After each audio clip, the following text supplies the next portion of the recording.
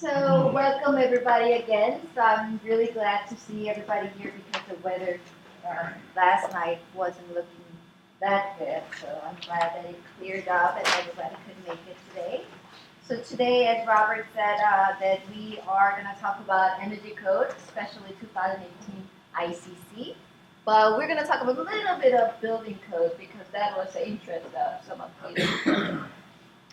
So before we jump into the actual, presentation material, I just want to introduce ourselves. We're from SEDAC. My name is Suni Han, and this is Ryan Siegel, and we both are going to talk about the material today. And anybody know of SEDAC? Anybody worked with SEDAC before?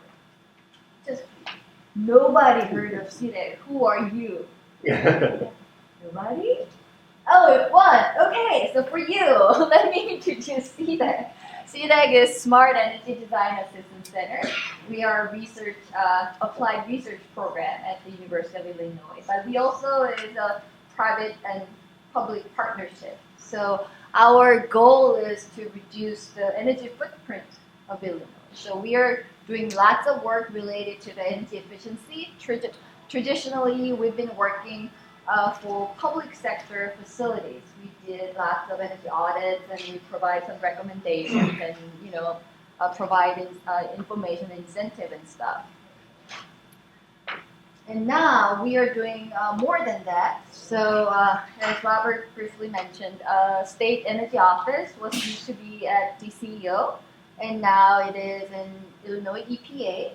And Illinois EPA is in charge of providing the education program for the state of Illinois, and we are working with EPA to provide energy code training throughout the Illinois people here. So this program, the workshop, is funded by the State Energy Office for you guys. So not only just the workshop, we do actually a little bit more for the energy code training. So we call it Energy Code Training Program. And in that program, we have a technical support element. So we have 1-800 number. And we also have an email address, which is very important, energycode@sedac.org. That's the email address. If you have any questions related to the energy code, you can just shoot us an email and we will answer you. So that's one aspect of our training program. And then we also maintain our website. It's called SEDAC.org and Energy Code. If you go to our website, it's on the right hand and it's easy to find. And we put all the relevant information on the energy code training and some FAQs and references there. So that's another aspect of our program. And we do provide in-person workshops like today. So far, this is our 6th workshop this year, meaning starting from January. So, July last year. So this has been going well, and we also have webinar. We just had our webinar last week on commercial envelope and building code. Anybody was? Yay! Thanks, Craig. So we are planning to have more webinars sometime in February about the commercial lighting. So tune in and then, just watch for any, we don't have a firm date for yet, but as soon as we do, we'll post it on our website and we will send it on our newsletter too. So the last but not the least, we do have online and on-demand energy code training modules. What it is just, the online training modules that you can anybody can sign in for free. And if you don't have time to complete, then you can stop and you can come back and you can finish it. So we have so far, I think I have some slides here. We have so far 4 modules developed, one in residential energy code, and then second, commercial envelope, commercial lighting, commercial HVAC. So these online training modules are not for people who are really, really savvy with energy code, but this is for beginner or kind of new to energy code and just want to know what it is So this is very introductory element, but sometimes it is very easy, for anybody who had no idea what energy code is to have a better understanding. So each module kind of looks like this. You have a menu bar on the left, and then we have some content, we have some links. And then at the end of each module, there will be a quiz, and 10 quiz, and if you have more than 70%, congrats, you will get a certificate. If you don't get more than 70%, don't worry, you can retake as many times you want until you get more than 70%, and then you can get a certificate. But if you're not interested in certificate, just want to go through, fine, you can do it. So each module is designed, so we think you could spend probably on an hour or maybe an hour and a half. So that's the introduction about our SEDAC's Energy Code Training Program. So Illinois Building Code and Regulation, that's the first kind of chunk of things. So I want to make sure that we are not the expert on building code. Not the mechanical, plumbing, any other building code. No, we are not. We are here mainly to talk about energy code. But there some overlap, and sometimes energy code refer to the building code. So just, if you ask me a very difficult building code question, let me get back to you. So Illinois Building Code. So CDB is Capital Development Board. And if you go to their website here, they are saying they are acting as an advisory body assigned the responsibility to assist in streamlining the building requirements in Illinois. They don't say they are the authority who are telling you what to do on building code, because that's depending on your municipality. They're there to help you. And then they're saying they're the informational resources. So that's what they're saying. But there's a big, bold statement here. That's true for all the building codes. But the energy code and plumbing code both are by, you should follow the energy code and plumbing code per Illinois State, which is Illinois State adopts most recent energy code and plumbing code every new cycle. So energy code is a very special code, I feel like, but not the IERC, IBC, all the building codes are kind of depending on your municipality. So there's a little discrepancy, and I hear some, problems, but this is how it's set up now. So each county or municipality, so as I said, it depends on that county or municipality on which building code or what building code they are using. But they must report to CDB on what code they are using. So this is just the form for each county or municipality to report back to CDB. So CDB knows what codes are implemented or enforced in every single county or municipality. So each municipality needs to say what code by title and what year, what edition. Or if there's an amendment for that municipality, then what are those? That's for most, the municipalities that have adopted their building codes. What about those small municipalities who are not adopting the building codes? Well, state have a guidance. So if your county municipality didn't adopt any building code, then state is telling you what to use. So 2006 or later version of IBC, IEBC, IPMC, that's your code to follow. And for the electrical, 2008 or later edition of NEC. So that's for the jurisdiction who don't adopt the building code for their own. So this is state telling you, if you're not doing by yourself, this is what you should follow. And I want to point out the second thing. Here, new commercial buildings must pass inspection by inspector qualified per CDB standard. It's not just like a code you need to, but you need to make sure that it needs to go through the inspection that is qualified per CDB's standard. Can I ask you, could I ask the group, has anybody actually met somebody who performed one of those? Because from what I understand, they may not even hire that person to look at it till after it's completed, which would make it nearly impossible to truly certify that. Yes. Including for the energy conservation. Right. So the question was, has anybody seen this is actually implemented? No. So I guess there's a two thing. What I'm saying is this is what it should be, and this is what states is telling us. And on the other hand, is this really happening? Question mark.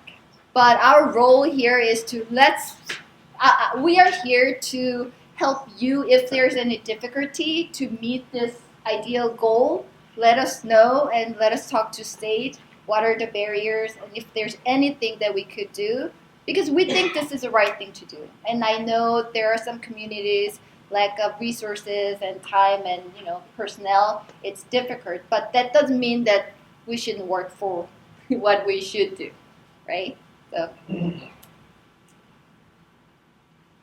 So because each community is supposed to report to CDB what version of the code they are implementing or enforcing, there's a data in CDB that lists not all, but the municipality who report to CDB, they have name of municipality and each building code, what building code they're using and what version, and if they have amendment or something. So this is, I don't know how many pages, it's a lot of data there.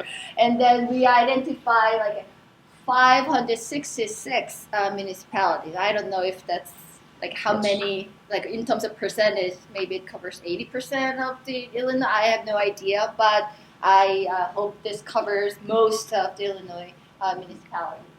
So out of those municipalities who report to CDB, 70% uses IBC as their commercial building code. So we say, IBC, because there's plumbing code, mechanical code, and all different codes. IBC may be a good representation of where we are at.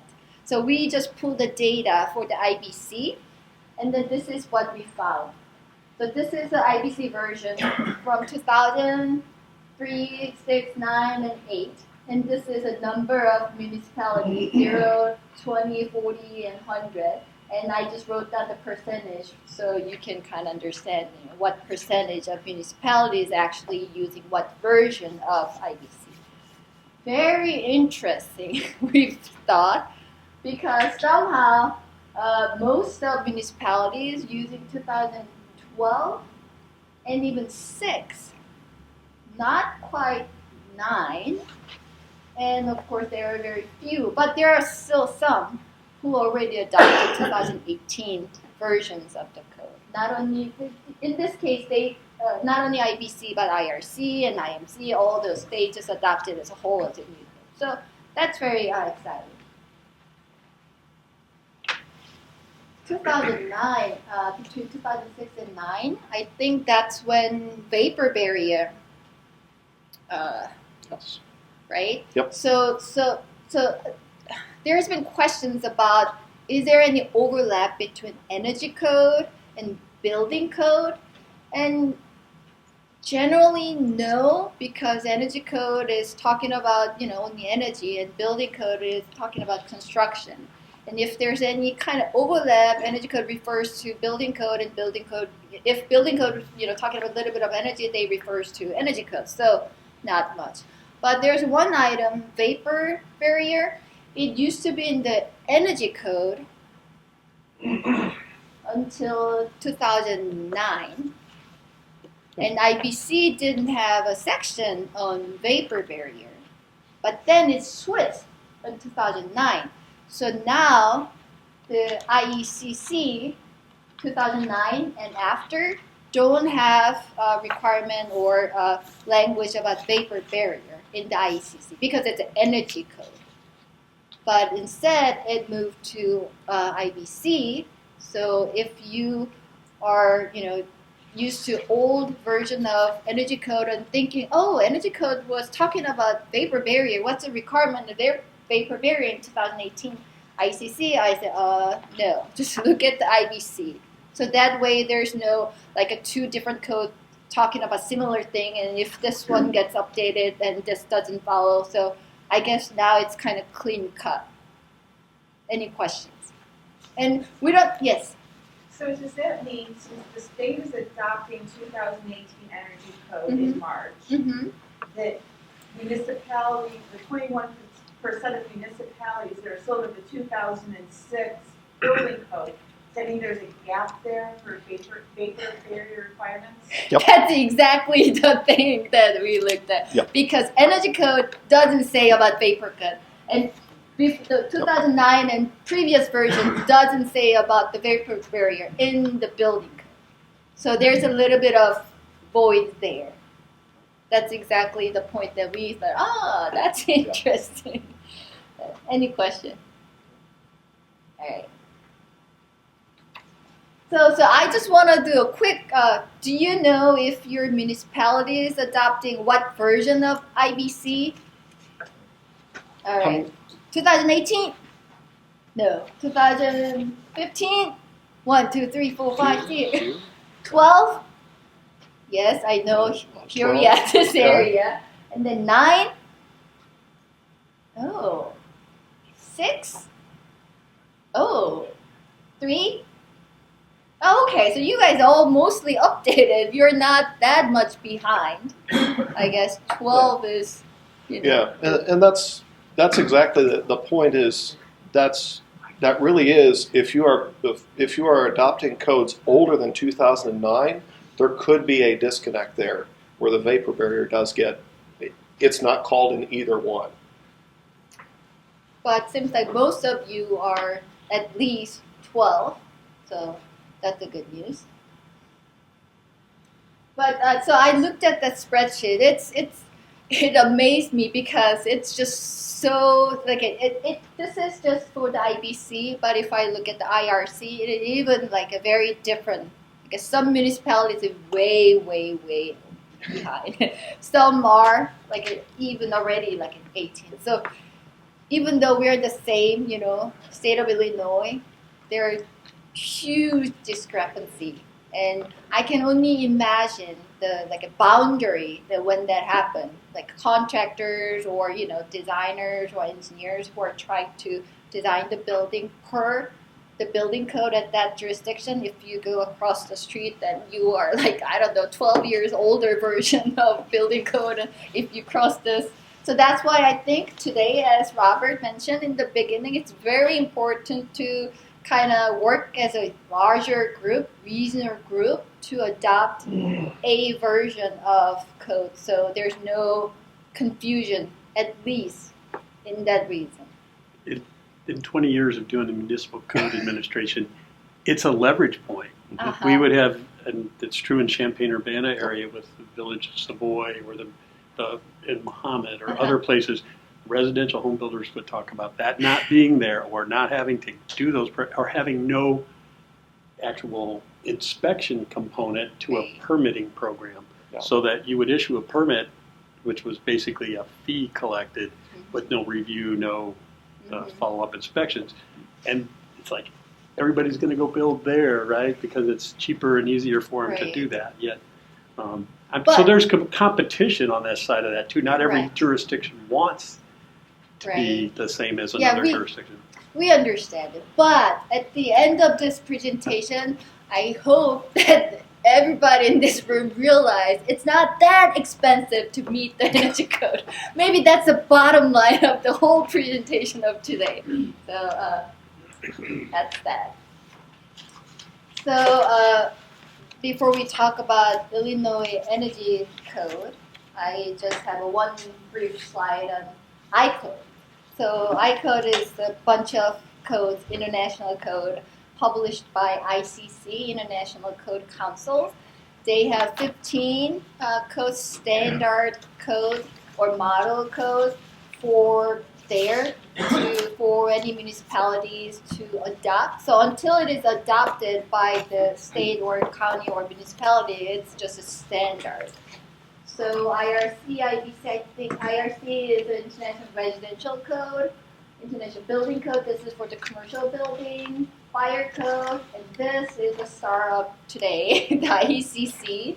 And then IPC, International Plumbing Code, and IGCC, Green Construction Code.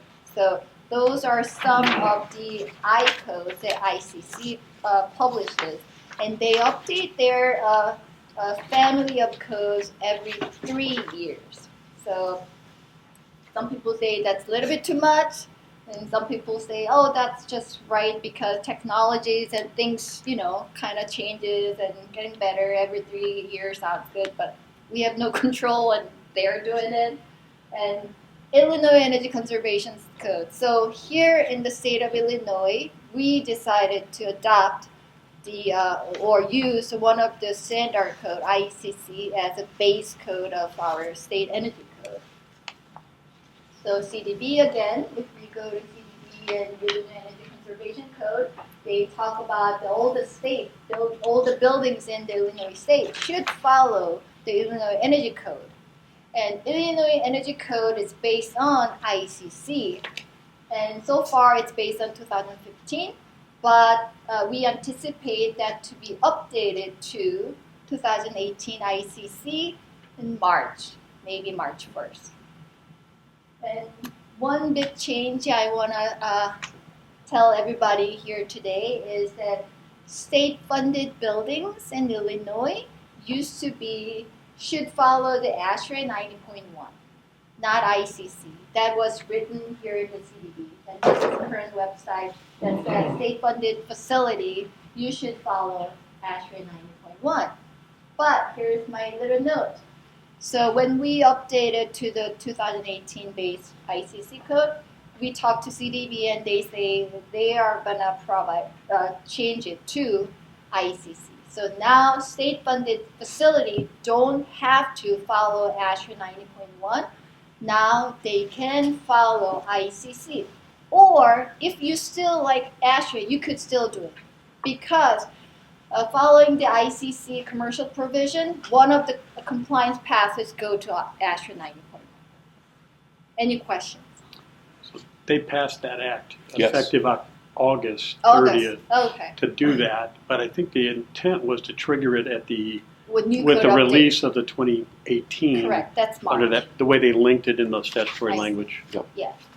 So state-funded building now have an option.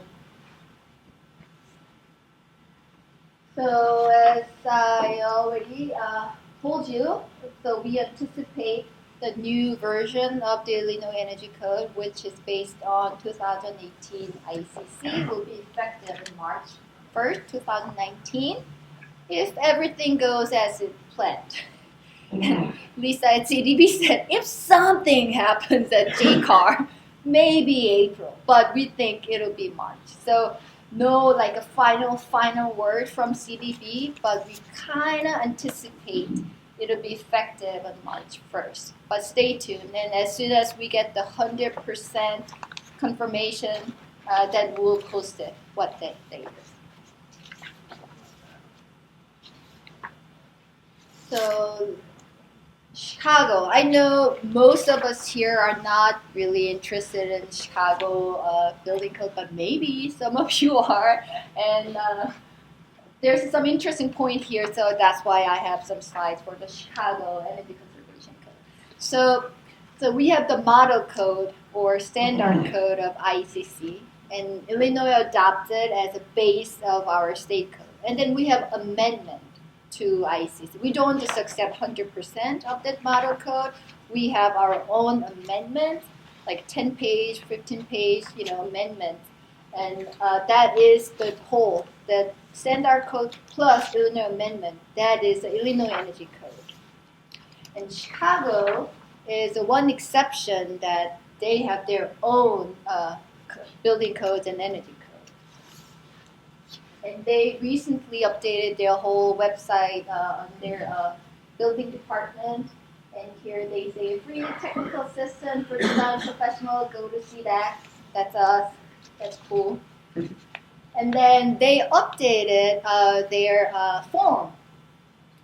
This is commercial compliance statement. This is a one-page form that City of Chicago Building Department issues.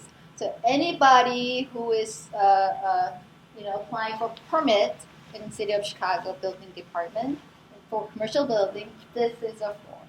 So before they had a system called REP, which is Registered Energy Professional, which is basically you are either licensed architect or licensed engineer, and you need to have at least one energy code training. Then you could list yourself as REP, and you can sign this document. And now they scratched that, so there's no REP requirement in City of Chicago anymore. So any licensed architects or any licensed engineers could sign this document. You don't need to list it as REP. So that's that part. But this is the bottom half of the previous slide. This is very useful. So if you are code officials in your village, city, township, or county, you can copy this and use it for your own use. Because what it is, so top part was just information, your name and whatever. And then this bottom part, the commercial, this is asking, okay, so what compliance method are you using? So they're asking you to check this box. And the list of compliance method that they listed under this commercial form, first, ComCheck. They said recommended. I think probably 80% of projects they use ComCheck for code compliance, easy and been used a lot. So then second, IECC prescriptive path. And actually this one and this both a prescriptive path for commercial. And they call it simple HVAC system, complex HVAC system. Actually IECC don't use that term anymore. Like ASHRAE kind of use it, but for the sake of the easy to understand, I think that's why City of Chicago say here. For the simple HVAC system, mechanical section, actually the C43.3, and then for the complex system, C43.4. So other than that, it's all the same. And this is for the additional efficiency package. We're going to talk about it later. So you also need to not only just check, oh, I'm doing simple prescriptive path, I'm doing one of these higher efficiency packages. And you need to list here which package you're picking. And then total performance method, or are you following the ASHRAE prescriptive method, or are you following the ASHRAE energy cost budget, or are you following the Appendix G. So this is a one-page document that is just very high level, what compliance path and what high efficiency package you are choosing. I was amazed to see many times the code officials, the documents that they are getting, they cannot even tell what compliance path that it is following. You would think it's just easy peasy. No. So I think this would be very useful document to request to designers. Okay, this is one page. I'm not asking you every single thing, but just tell me at least what path you're taking so I can, review and inspect per their path. So feel free to copy and use it for your municipality. And this is the same thing for the residential, the bottom part of the residential. So it is asking what compliance method you're using. Are you using red check? Are you using prescriptive? Are you using simulated performance method? Or are you using PERS, PRI method? And here, I think this is really handy too. It says following mandatory requirements apply to all residential projects. So you pick which path you're going to follow, but no matter what path you are following.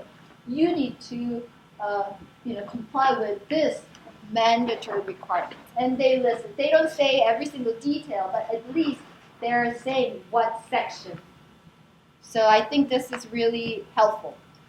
So if you're a code official, feel free to use it, and I think this will, help your life. Just to make it a little bit easier, and even the designer too.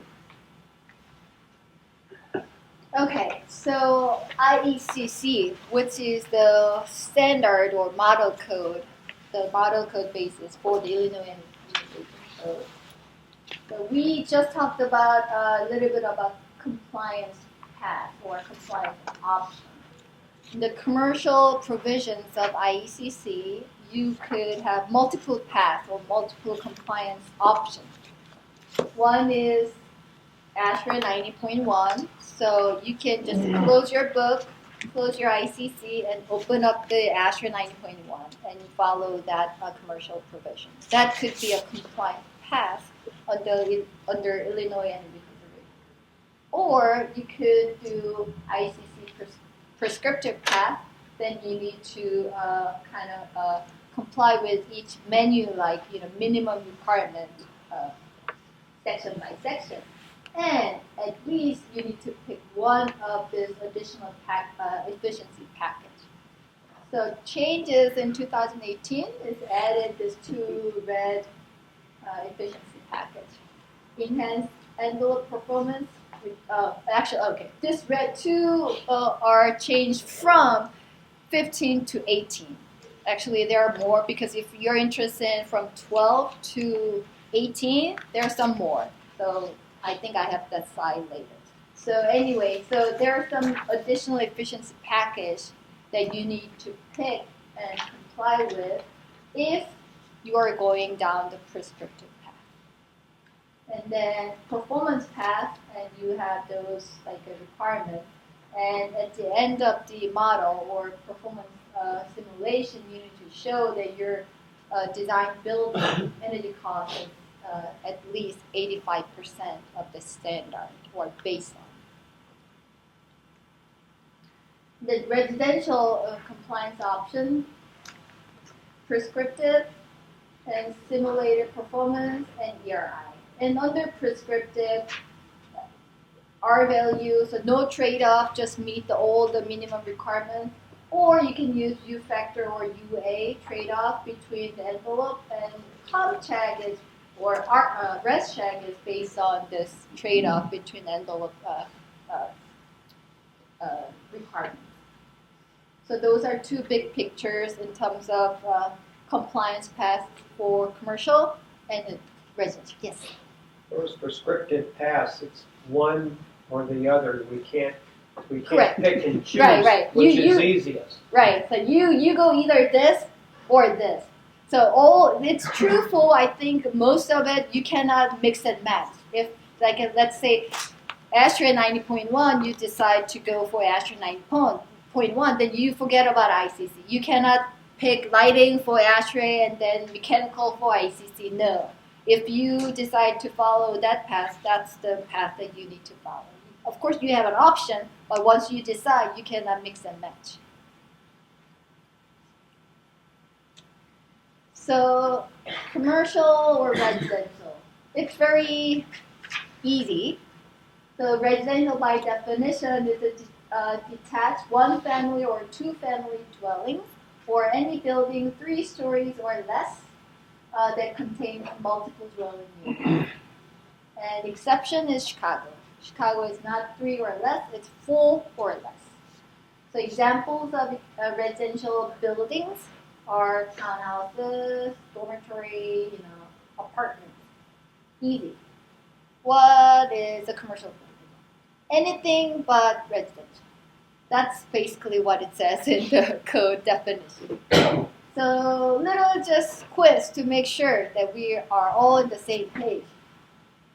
So 5-story mixed-use building with 2 stories of retail and 3 stories of residential in Chicago. Is this residential building or a commercial building? Commercial. Commercial building? Everybody agrees? Yeah, because it's 5-story. In the Chicago, 4 more, right? And the second, 3-story mixed-use building with 1-story retail store and 2-story apartment in Bloomington. Is it commercial building or residential building? Both. Both. Residential. Res- Commercial? Both. Both. Oh. We have a lot of people saying both here. The code tells us that residential living units within the commercial building can be considered residential. It's only 3 stories. So the question is this residential building or a commercial building? Commercial building with the apartments within it can be used for residential building, residential IECC. Right. So, 1-story That- retail has that- to be But- commercial. Right. That is correct. but this one, Oh. 3 stories in Bloomington. 3-story is residential. Residential. Right. It's a residential building, Correct. and it has commercial occupancy there. Oh.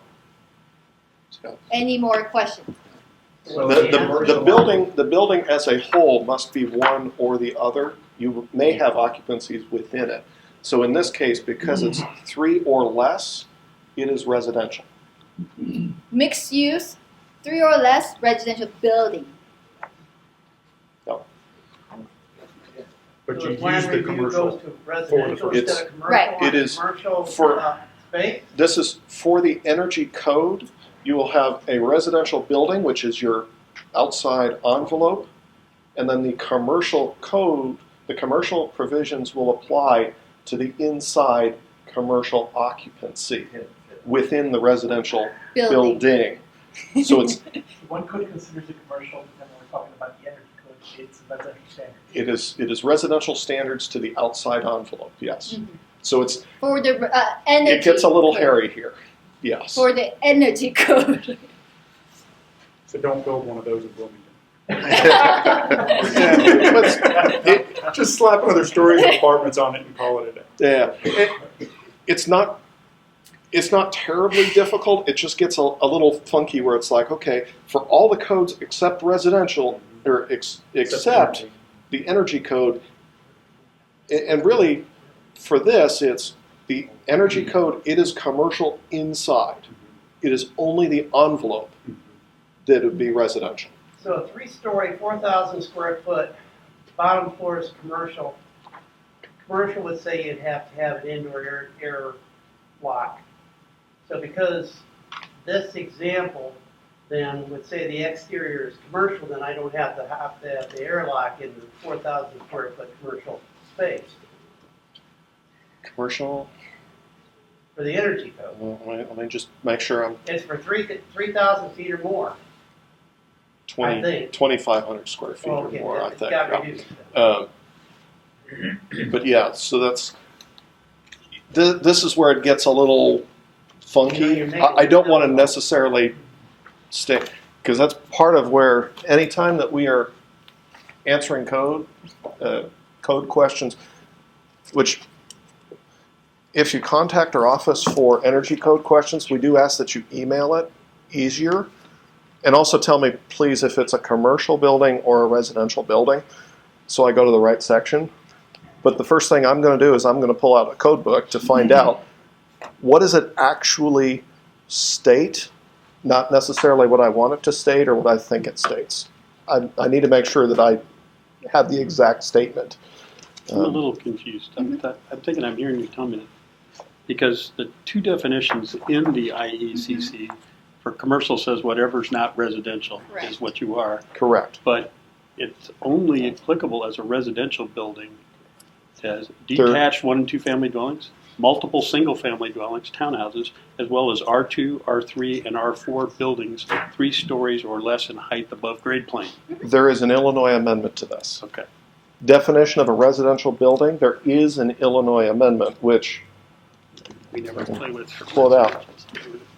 This is what the Illinois amendments are. It's just a handful of pages. So this is where some of this gets a little confusing. And I appreciate your jobs as code officials as we're going through some of this because you do get into some of this nuance. But that's where there is an Illinois amendment on the definition of a residential building. to make that comply as a residential building with It is a use residential or building use? because it's 3 stories or less that contains multiple dwelling units. So even though it is That's where the commercial definition section. shows it's residential. All right, and 5-story single-family homes is a residential building or commercial building? Residential. Residential building. Doesn't matter how many stories. If it's a single-family home, it's a residential building. I suspect there are not many single homes that has 5 stories, but 3-story hotel is a residential building or a commercial building? Commercial building. It's not a dwelling unit, it's a sleeping unit. So it's a commercial building. So this graph shows you the evolution of energy code, the model code. So in the x-axis, it's a year. It starts from, it's hard to see, 1975 all the way to 2018. And then y-axis shows a normative energy use. So it starts from 0 to 100 for the residential, this top part, and 0 to 100 for the commercial, in the bottom blue part. So what it is DOE is obligated to issue a ruling or their analysis on how much the newer version of Energy Code saved. If you comply with the newer version of Energy Code, then how much of energy you're saving compared to the previous one. And they've been doing this a long time. And they said, if we say that the building that is complied with 1975 Energy Code, we say the energy use of that building is 100. Let's say what about next version and next version. So that's this comparison chart. So as you can see, slowly but surely it's kind of dropping down. There's a big drop here, 2009. And here, so 2009 to 12. But then not really recently, 2015 and 18 for residential. And I need to mention that when DOE analyzed this data, they used IECC for the residential energy code, and somehow they use ASHRAE 90.1 for commercial. So this data isn't IECC commercial. This is ASHRAE 90.1. But they also did the study on comparing IECC versus 90.1, and they said they are about, not that different. So it's not really, correct number to code for the IECC, but you can say maybe this is a similar, trend for the IECC. So is this supposed to say that a commercial building built now should consume about 50% of the energy of one from 1975, correct. Per square foot. Yes. Okay. So that's exactly what it's telling you. So we kind of, reduced by half from 1975 to 2018. That's really encouraging news. But the bad news is that, I don't know if you remember the AIA, the 2030, we kind of promised that we're going to reduce by net zero. So this means that the 50 goes to 0 in next decade. So that's really tight. And if you look at the recent trend, so there's a big drop in the beginning, but now the margin gets like smaller and smaller. So we got to do a little bit more and squeeze a little bit more to meet that goal. So it'll be really difficult. So I just want to blow up this session because here in this community, Peoria County and East Peoria, City of East Peoria, they're interested in jumping from 2012 to 18. So not much in terms of residential, in terms of energy efficiency. There's some changes, but mostly it's just, like editing or clarifying some stuff. And of course, like a lighting and HVAC efficiency level got a little bit, but not terribly, more stringent, just a little bit. So that's what it says. And then here is the asterisk, so I'm going to skip it. I have, I think, percentage for the IECC commercial later in the slide. So for the communities who are considering jumping 15, so going from 12 to 18, don't be scared. Not much of change, just a little bit, teeny bit. And all the I codes, including the IECC, they have this web version of code books. So typically, I know many of us still like this paper version of code books, but they provide this free access to the web version of iCode, including this 2018 IECC. So I highly recommend that you go to this link. You can find this link from this slide, or you can come to our website. There's a link, or you can go to IECC directly. So all the iCodes, they have it. So what I like about this web version of the code is that unfortunately you cannot print, you cannot copy, but what you can do is you can search. Like, oh, what about like a envelope requirement? If you type in, some keywords, it highlights and jumps to that section. That's, I think, really easy because the paper form is kind of difficult to find all the sections related to whatever keyword that you are interested in. So I highly recommend that you use the web version to search. So I'm going to talk about just like a highlights and admin or definition changes to 2018 IECC, and then later on Ryan's going to take over and then talk about each section by section changes. So that's how we're going to do it.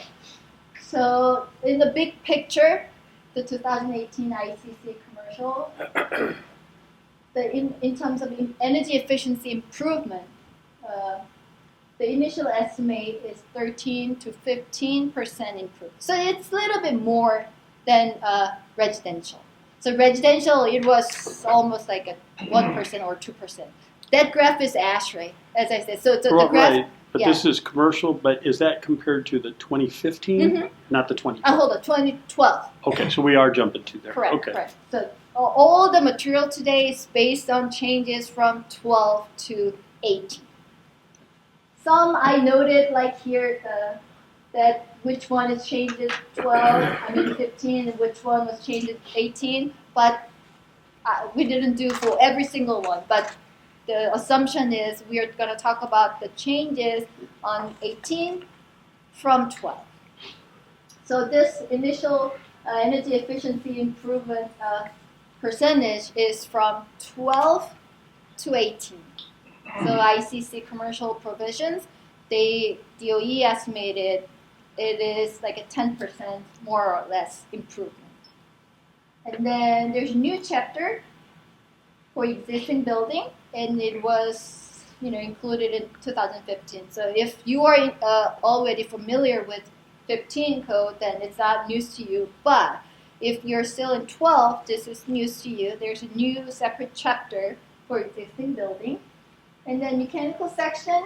So there are some, efficiency requirements improvements overall, but not terribly, a lot. And mainly the sections are kind of reorganized. I think still it's kind of hard to follow, but it's a little better than before. Now they organize it so any type of equipment, any requirements related to that type of requirement, equipment is kind of organized together. So you don't need to kind of go this section and that section to find out one type of equipment or system. And then the efficiency package. So as I mentioned before, if you are following the prescriptive path of the IECC commercial provisions, you need to meet all the prescriptive requirements. And on top of that, you need to pick at least one additional efficiency package. And those additional efficiency packages include, right now in 2008, it's a total of 8. But new packages that were added from 12 to 18 are these 5. Enhanced lighting control, and dedicated outdoor system, and high efficiency service water heating, and enhanced envelope performance, and reduce air infiltration. So if you do one of these, any of these, that is qualified as additional efficiency package under prescriptive compliance path. And then one new change in the 2018. So there's a new appendix CA. It's called Solar Ready Zone. So it's not requirement, but it's appendix. So any municipality who is interested in, like so solar project. So what this appendix is for the future solar project. So if your municipality is very active in solar projects and you want some guidance on, what do we require for the project? They don't have solar yet, but they might have it later. What kind of guidance can we get? And here, Appendix CA has this. So actually, this appendix was already included in residential section, but it is new to commercial section. And then, as one of the compliance paths under IECC commercial, you can follow ASHRAE 90.1 2016. We're not going to talk about a lot on ASHRAE today, but we thought maybe there's 2 major change you probably want to remember. So ASHRAE 90.1 2016, now that they have new climate zone map. So if you are in that like a half of Illinois, we bottom half is 4 and the top half is 5. And then if you're in the borderline, the 6 counties in that borderline has changed from climate zone of 5A to 4A. So all the envelope requirements, those kind of things, you need to find the requirements accordingly to this new climate zone. But remember, IECC didn't change the climate zone. So if you are following the IECC, it's same. But if you're following ASHRAE 90.1, there's a new climate zone. Especially this has impact on your envelope requirements. And then there's a new new compliance path if you are following ASHRAE 90.1 2016, which is Appendix G. Appendix G is traditionally used for LEED project. This is like performance, based compliance, which shows you how much your design building is better than base building. And Appendix G has all the requirements on how to set up the baseline and what system to pick for baseline, how to calculate. So traditionally, that was not a code compliance path. That was just a separate thing for such as LEED program. But now, it is considered as one of the compliance paths. So good news for the engineers and architects who are involved heavily in LEED project. Those projects don't need to have separate energy code compliance. LEED, the Appendix G could be used for LEED and also for the energy code compliance. Questions? Anybody use ASHRAE 90.1 as a compliance path? 1. You're a state-funded building, so far you have. That's why we've been doing it. You didn't have a choice. Yeah, it's really popular to have outlet control. Oh yeah, I can imagine. Yeah, trust me. Yeah, everybody. Yeah, just few like it too. So that's what I meant. But if if you have a state-funded building, then now you have a choice not to do that. And then some admin side of commercial provisions in 2019 ICC. So this one was added in 15. Not so if you're already familiar with 15, this is not a news, but for the city of Superior, this is news to you. So it said information on construction documents should include all of these. So if you are reviewing the construction documents submitted by architects or engineers, and then don't have this, listed or called out in the document, you can simply copy and paste this. Hey, per the energy code, these are required to be included in your construction document. So you can request that, and this is a good list of things that you can kind of refer to. And then this one was added in 15, the building thermal envelope. So on the construction document, actually thermal envelope should be indicated. So you should be able to draw the line and should able to complete. There should be no gaps. There should be no jumping lines. So this is required by energy code. And some language changes, and also the building documentation and code at the middle should have record documents, and this should be provided to the provide to the owner within 90 days of certificate of occupancy, and also training for maintenance should be provided. It's not just I'm saying that this is recommended. This is what energy code is required. So this is a requirement. If you want to comply with the energy code, this should be complied with. And then some little language change here and there, and it used to say construction work should remain accessible and exposed, and now they are saying visible and accessible. So I don't see like much difference, but I guess the later language is clearer, I think. And then the framing and rough-in inspection used to call it that way. Now it's a thermal envelope inspection. And then a little bit more definition and air barrier, the same definition, but they now added the air barrier, there should be in a continuous manner, which is like, I kind of thought common sense, but they need to make sure that it is written here to make sure that it is continuous. That is the air barrier. So if it's not continuous, it's not air barrier. The alteration, and this is an interesting one. So 18 code, there's a definitional alteration, and they removed the language requires a permit. So that begs a question. So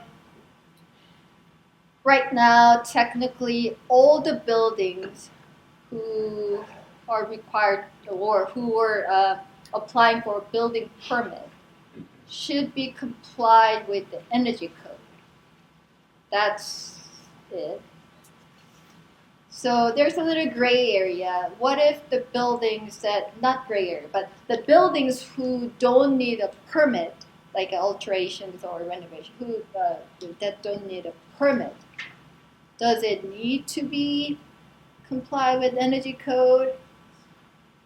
In good conscience, yes, but technically the state says only the project that requires permit. But then if we look at the language that is written in the IECC, they took out this part, the definition of alteration. Before they said, this is work that requires permit. That is a definition of alteration. Now they removed that language. We don't know exactly what their intention is. We're going to have a call with IECC next week. Maybe we'll ask.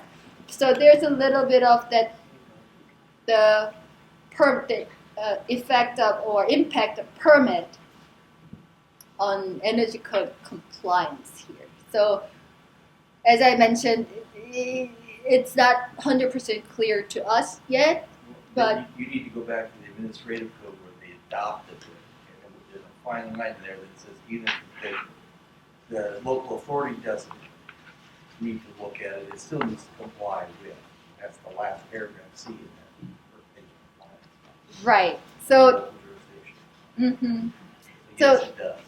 Right. So it says like an administrative rule. It says any building in Illinois should comply with energy code. Period. And then there's another thing that says, only buildings that have permit needs to be complied with energy code. And there's another layer of this. They change the definition of alteration. So as I said, little bit of murky area, but good conscience and good intention. Let's comply with energy code. Any question on this? Or do you have any stories to share, or do you have any interesting, incidents related to permit requirements and energy code compliance? Only when the local authority having jurisdiction tells the client they don't have to comply with the energy code. We need to do that in this town. No. State law that says that you have to enforce it, but you can't let it slide. I'm interested in how anybody is getting compliance with roof insulation on major roof roof Okay. membrane replacements. I think we'll talk about that later. Yeah. Okay. If we don't, remind me, and we will talk about it. Or you don't. Okay. So, speaking of code official, so there's another big change, I think, in the definition or administrative section of the IECC that says approved. The definition of approved, according to IECC, it is approved by the code official as a result of investigation and tests conducted by him or her or by nationally recognized organization. That was the old definition. That was how it is written. This is what approved means. Now, 2018, it changed simply to acceptable to code official. So I don't know if that's a good news or bad news, but it implies that code official now have larger responsibilities and bigger authority. So simply, if code official in your jurisdiction says, yes, I understand you have this technical difficulties and you cannot get up to code in this particular section, I approve, then that is approved. So it is up to code officials a lot now. But Before we it go said- back to that in Illinois where the local authority doesn't have jurisdiction to do that. The state is the one wanting to say that. Right. That's where we get into the issue. This eliminates the requiring of testing to be done in order to receive an approval.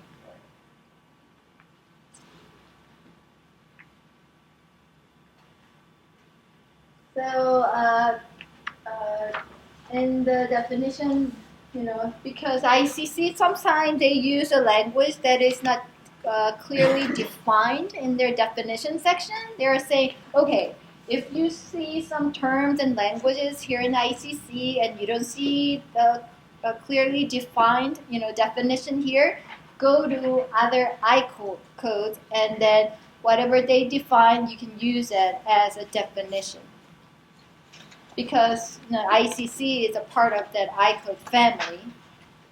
So it's important to know that if you don't find, and sometimes I personally look at the ASHRAE 90.1, they have more thorough definition section.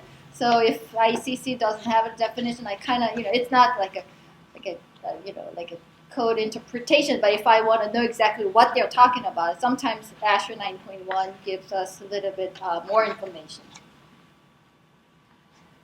And then the new definition added to 15 was above grade and below grade wall. So if it's more than 15% above, it's above grade wall. If it's less than 85% below grade, it's below grade. And air curtain, that's a new definition added to 15, which is a device that generates and discharges laminar air system intended to prevent unconditioned exterior. I think we had one question came through our technical support center that air curtain needs to be heated or cooled or something like that. They thought it needs to be, spit out the heated air or cooled air. But no, that's not the definition of air curtain. It just simply needs to have just separate flow of air that is defined as air curtain. It doesn't need to be heating or cooled element in it to be defined as air curtain. And then in the lighting section, in the HVAC section, when we talk about controls, we used to say that, it should be capable of this, and they list a function of it. And now they changed it to, oh, it should be configured, not be capable of. Because I guess some control, engineers, oh, my controller is capable of doing all of this, but they didn't program it that way.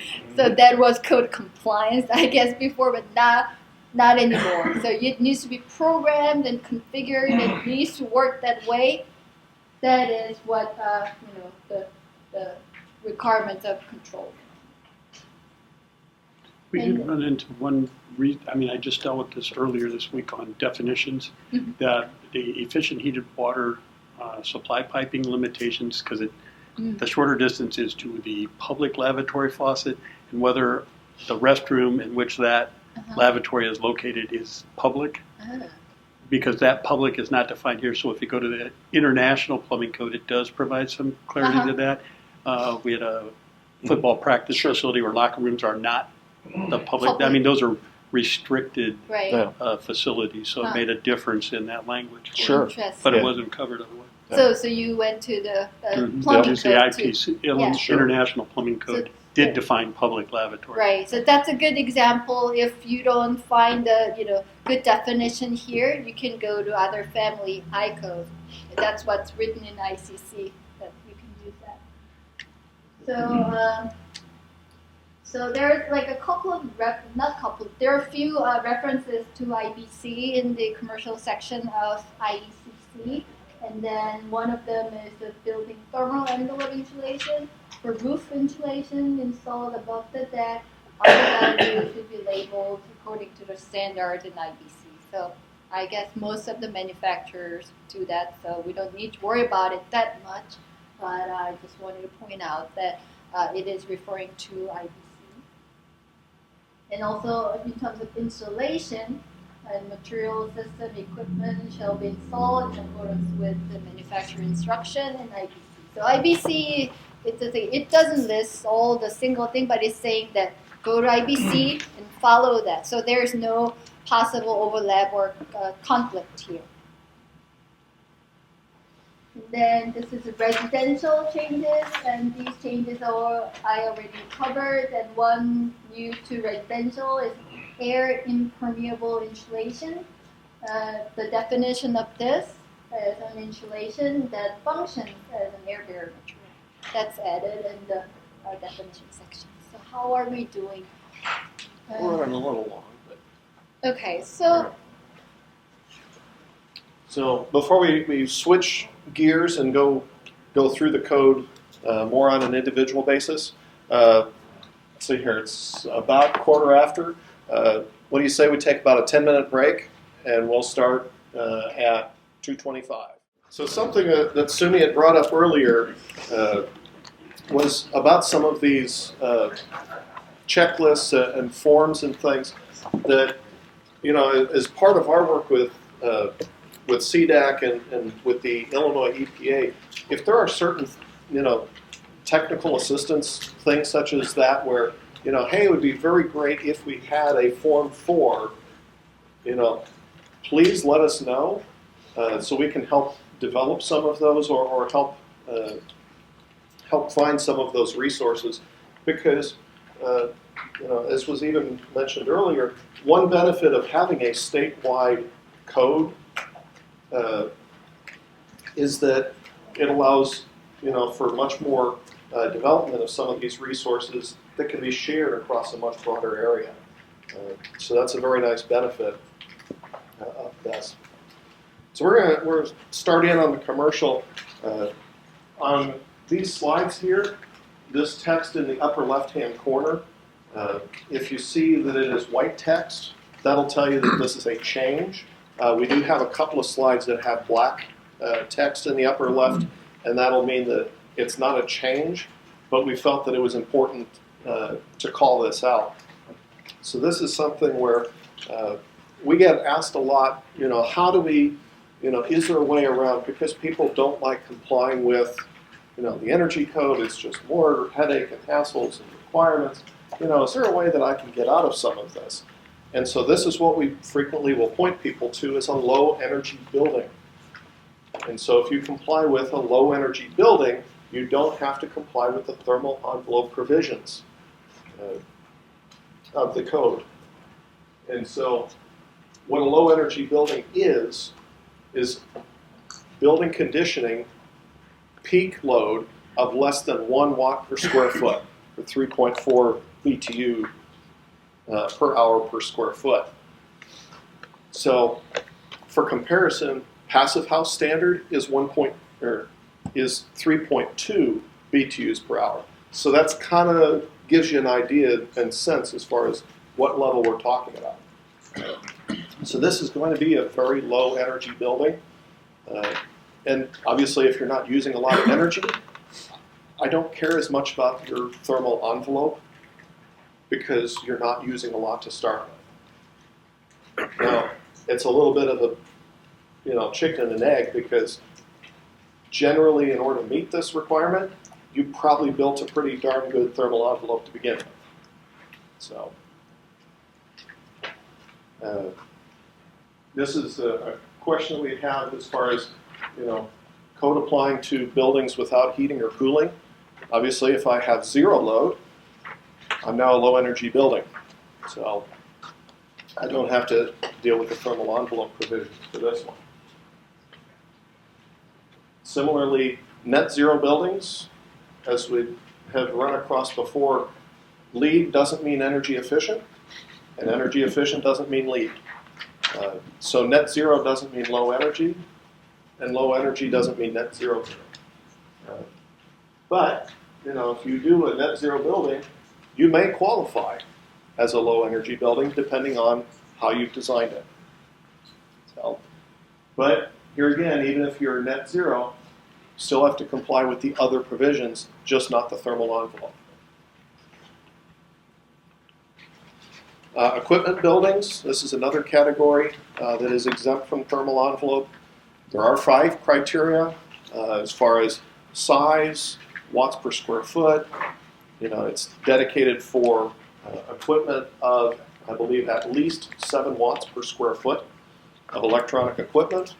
So these are generally, cell phone tower, radio tower, little units at the bottom.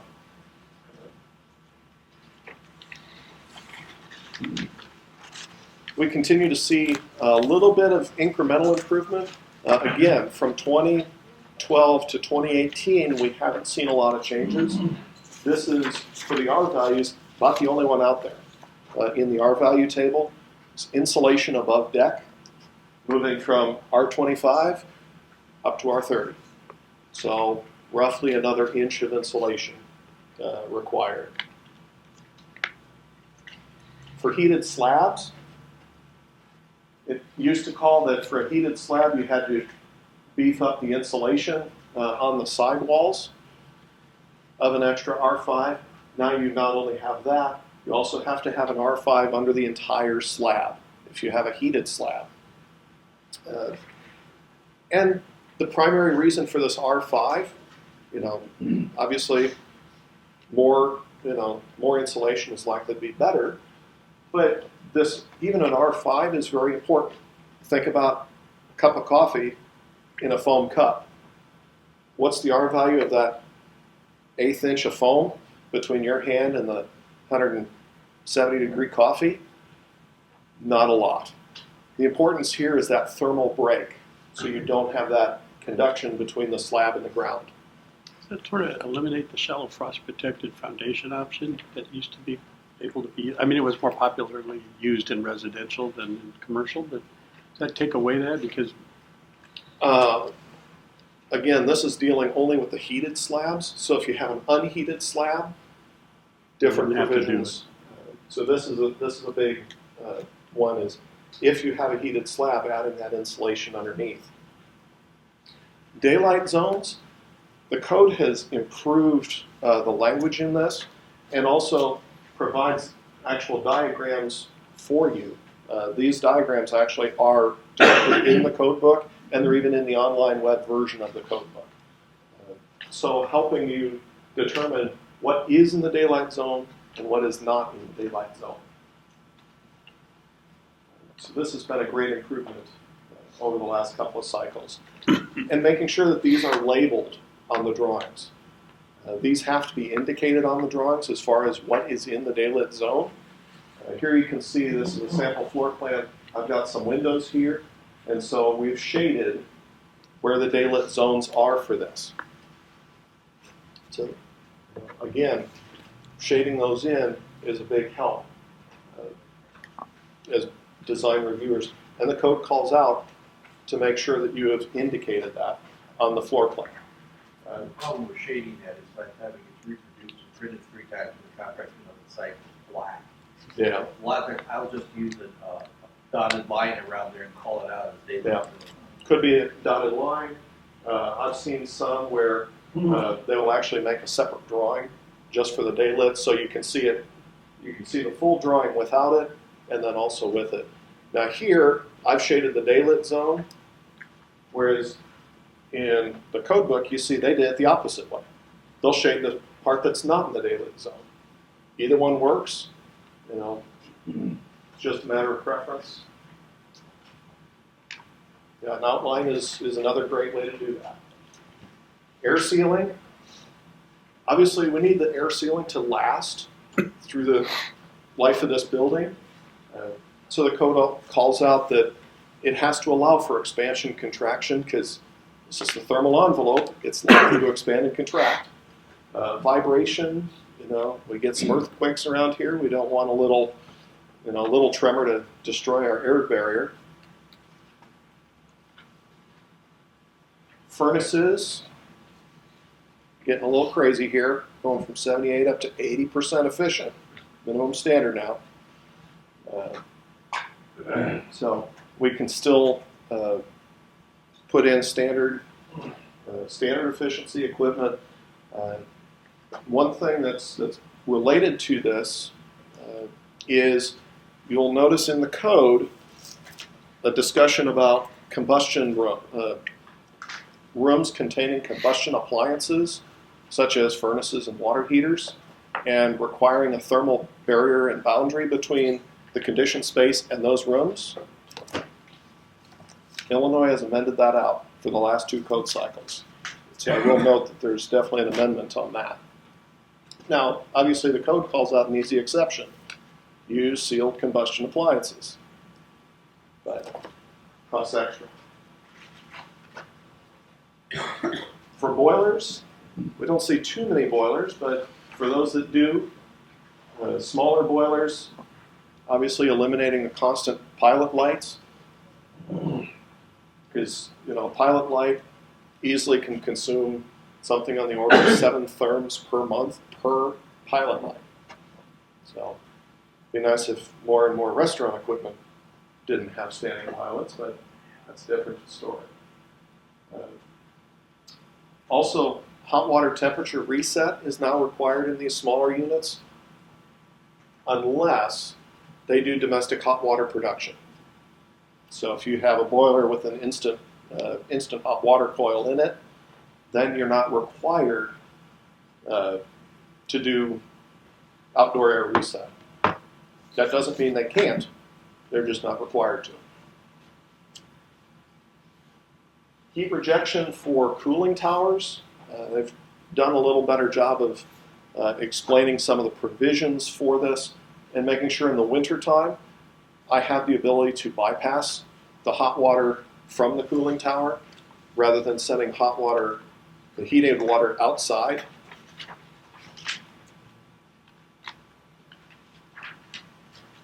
Thermostat deadbands. This is a new exception allowed. Where previously you had to have a deadband no matter what, they now have added an exception. Again, you'll see a couple of times throughout this, they're trying to make the code work better and provide a little better flexibility. So the standard might get a little more stringent, but we provide a little more flexibility as far as how you meet certain standards, which that's a lot of why we talked earlier about the code really hasn't made any substantial energy improvements in the last couple of cycles is because of these trade-offs back and forth, but allowing designers a little more flexibility. So precision indoor temperature control, the important part, as approved by the code official. So if they're going to not use a deadband, the code official has to say, I accept that that space is a precision temperature controlled environment. So, that could be things such as archive storage, galleries, things like that, where a change in temperature and humidity could have a substantial impact on that operation. But again, code official has final jurisdiction. VFDs, these keep getting cheaper and cheaper, which allows them to be more and more cost effective. So now in the code, the threshold is now down to 2 horsepower and larger. Previously, I believe in the 2012, it was 7.5 horse and larger. So these thresholds are getting lower. Again, in application, we're not seeing this have a real big impact because the technology is actually driven faster than the code has. So we've seen a lot of times with pumps 2 horse, they're already starting with the VFD because it was cheaper. It was basically the same price as the disconnect. So they said, oh, we'll just use the VFD and we're done, rather than having a starter.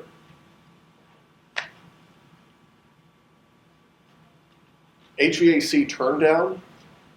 This is, for the commercial side, this is where I see one of the largest energy impacts, is eliminating a lot of this reheat that is going on right now. Because anytime you're in this orange triangle, that means you're moving more air than you needed to. So I've paid for it. I've paid to cool it, and then I paid to reheat it before I put it back in space. So I've paid for this air 3 times over to not actually do productive work. So reducing that used to be a 30% from the minimum, or from the maximum. Now it's down to 20% of the maximum. So a 5-to-1 turn down instead of a 3-to-1 turn down. This can be very problematic if you oversize your HVAC. I actually dealt with a building where it was a new building, 2006, so this was shortly after Illinois adopted their energy code. We figured out 5 years later that the minimum position of the VAV boxes was actually the design condition of that room. The units were sized 3 to 5 times as big as they could have been, or they should have been. And so therefore, that building had the summer reheat load the same as the winter heating load. It was over-conditioning that badly. So by far, this is the biggest one, is that minimum airflow.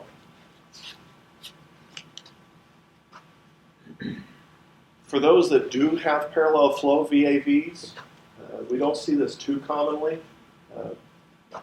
but it provides you the control sequence for it. This is, from talking with our controls contractors, a couple of different ones, they looked at this and said, you mean people don't program it this way?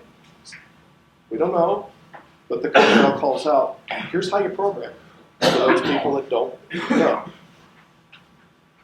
Again, trying to minimize how much energy are we spending when we don't need it. Ventilation controls have now moved from prescriptive to mandatory. And they call out several different locations. The most frequent question we get is about parking garages.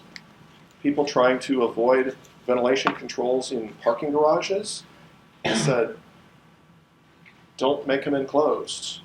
Then you don't have the ventilation requirements. That's the one that we get a lot of questions on as far as how do we actually implement the demand-controlled ventilation for parking garages, and in particular, heated spaces. Because now you're ventilating, and now they want to heat the ventilation, and now you have to do heat recovery because of the ventilation. So that can get very expensive as parking garages. And shut-off dampers now requires Class 1 So low leak dampers is now required unless you meet one of 3 exceptions, one of which does not apply to the state of Illinois. The other 2 are for 1- and 2-story buildings, or if you have exhaust less than 300 cubic feet per, or less than 300 CFM of exhaust for a building. I've seen it where bathrooms will exceed that.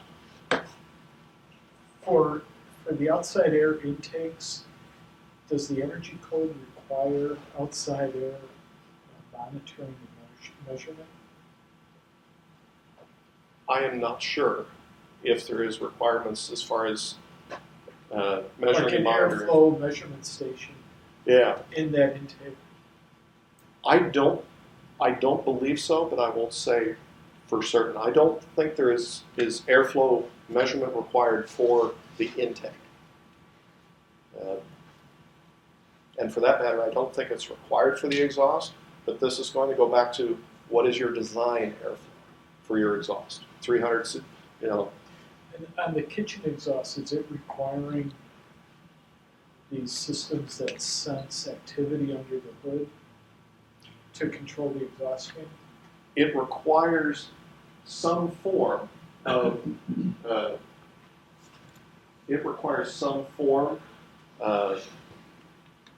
I believe it provides flexibility as far as how you measure that. How you measure Or is how there you demand. detect it? Yeah. How you detect it. I believe they do allow flexibility for that. But that's where we also provide up here in the corner the specific code section that we're pulling from. So that'll let you jump right to it.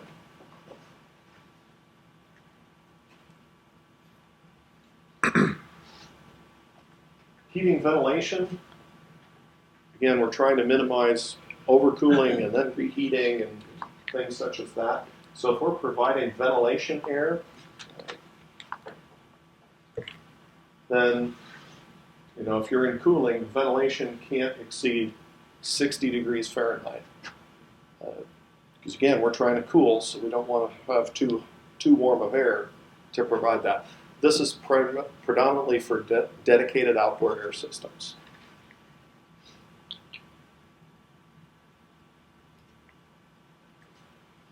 Energy recovery. In the 2012 code, there was a single table for this, for ventilation air as far as when do you need energy recovery or not.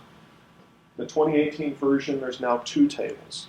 One for systems operating less than 8,000 hours per year, or 23 hours a day, and the other one for 8,000 or more hours per day, or per year. And so what this allows for is it makes the requirements tighter on the high number of hours. So if you have continuous ventilation, you're going to want to do energy recovery, and you need to. Now, one little tweak they made from 15 to 18 was they added, in the 15 version, it started at 0 CFM. So if you had a fan that operated more than 8,000 hours per year, you had to do energy recovery on the first CFM. They now provide a little bit of leeway, so you can have some minimum amount of ventilation air before energy recovery kicks in.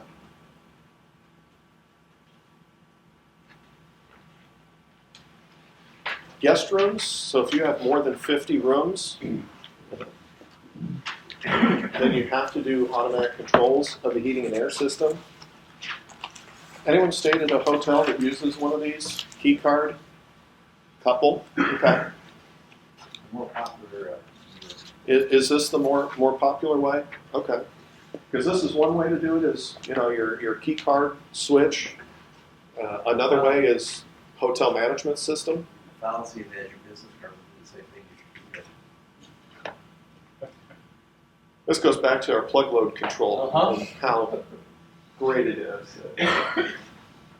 Not a perfect system, but we're trying. Pressure drop. more of a clarification than anything. There was an adjustment before, now they're just doing a little more clarification for it. Motor nameplates, with the 2012 version, you had to list every motor on the prints. With the new ones, fractional horsepower no longer has to be listed on the prints for your motor nameplate efficiencies.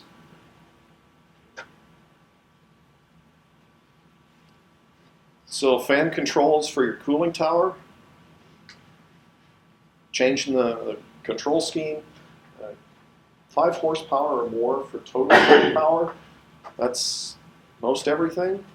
And again, this is one where most equipment that you buy today likely will already comply with this, because manufacturers have kind of figured out it makes sense and it provides more value to the customer by putting the VFD on the front end.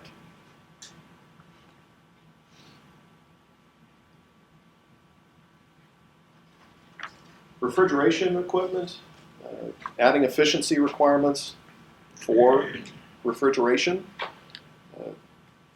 obviously in several different areas, and also performance and items that are required for better performance. Obviously, automatic door closers. We don't want the doors standing wide open. Night covers, occupancy sensors. That's probably one of the bigger ones, is the occupancy sensors now being required, because we don't need the display lighting on when there's no one standing in front of it. And energy efficient lighting. This one's a little bit unique in that this is a delayed implementation item here for walk-in door performance. So looking at the insulation value of the door itself, the seal, etc. In that the 2018 code calls for this to take effect January 1 of 2020. But with Illinois adopting the code March 1st of 2019, this will take effect 9 months later. So next January 1, this takes effect. The only suspicion I have as far as why this one was delayed is to allow manufacturers to update their specs and get things up to speed so that they'll be ready to meet it when the time comes. But this is a little bit unusual with a delayed implementation item.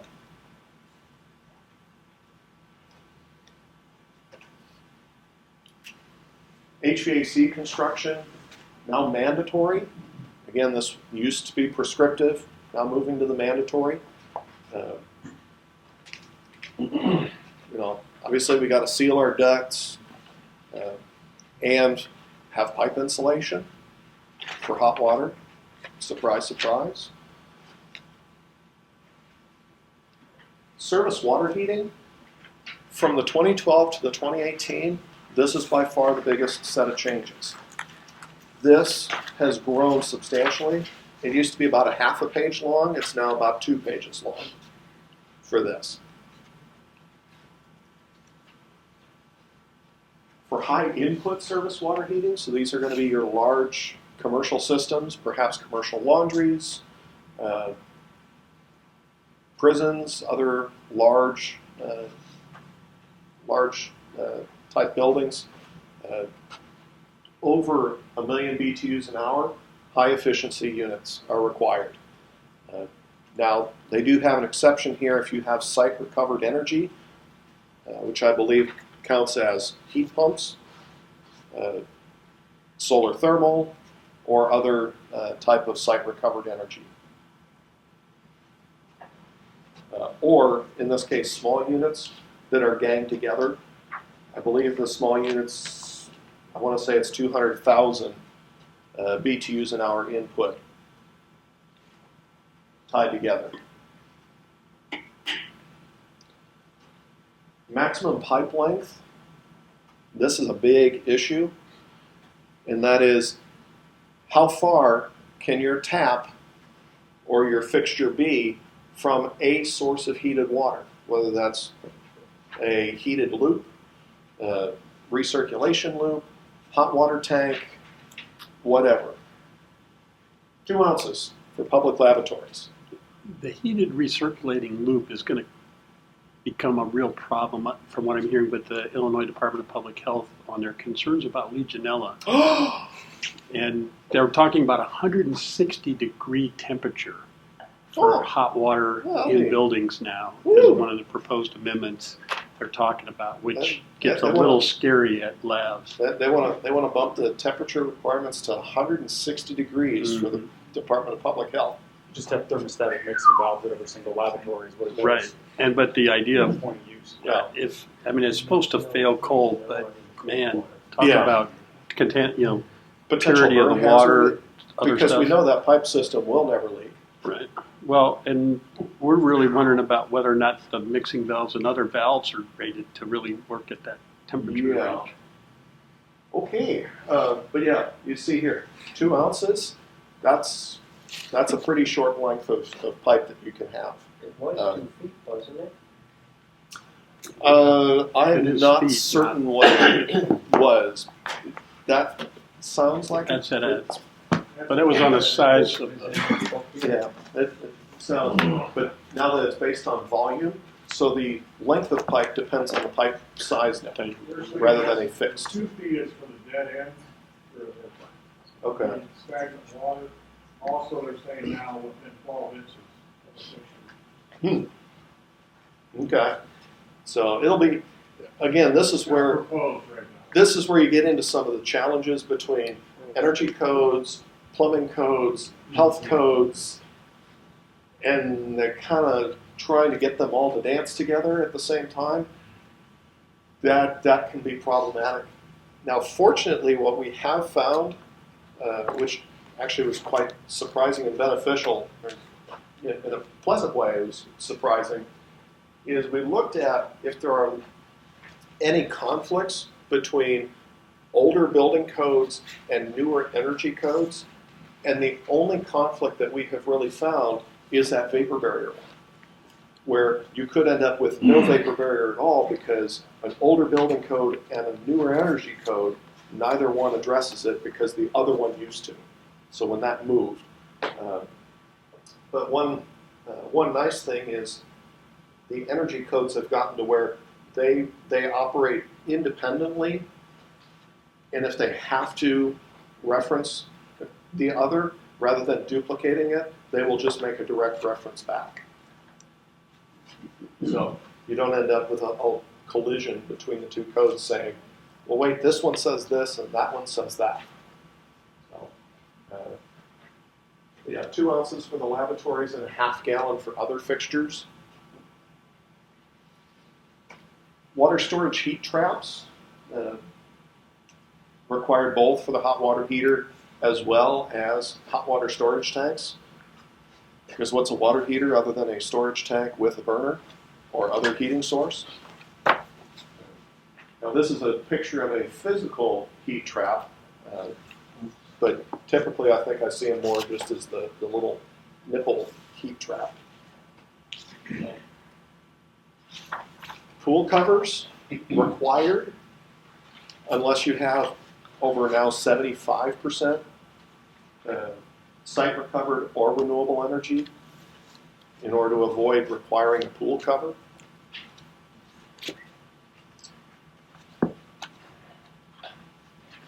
This is a little weird because this is a residential lighting restriction in a commercial section.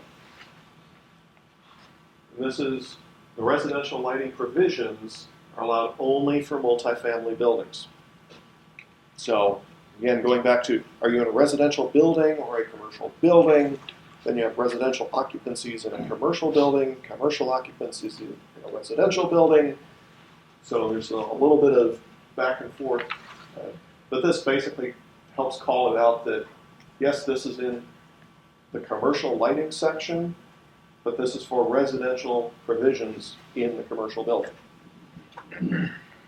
So if you are not in multifamily buildings, unless you are single family or two family, you're in the commercial lighting provisions.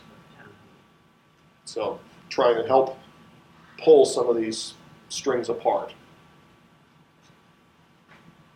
luminaire level lighting controls. Again, controls keep getting cheaper. Not that they're cheap yet, but you can have luminaire level lighting controls where each fixture has its own controller on board, take the place of centralized lighting controls. So typically, I've seen this for reconfigurable spaces where I have a large open office and I may want to reconfigure the lighting, as we go, depending on how many people I want to cram into the space. And so we might see more luminaire level lighting controls. Some criteria in order to qualify for this, not only the occupancy sensor and daylighting, have to have wireless zoning reconfigurability in order to qualify. Occupancy and more accurately, vacancy sensors are now required in 11 locations. Previously it was 7 in the 2012 code. Gone from 7 to 11. We've marked the ones that are new, and the ones with an asterisk have their own specific section for the requirements for it. So, reason why I say more specifically vacancy sensors is the code language is occupant sensing, which both occupancy sensors and vacancy sensors are both occupant sensing. So in most all of these locations, they must be either manual on, more typically called vacancy sensors, or if they're auto on, they can only bring the lights on to a maximum of 50%. So it's a little bit, this is where some of this can get kind of hairy, but they're really pushing more vacancy sensors than occupant sensors. There are a few places that they call out that you can have automatic on to full light, which is, I believe, things like bathrooms, hallways, and stairwells.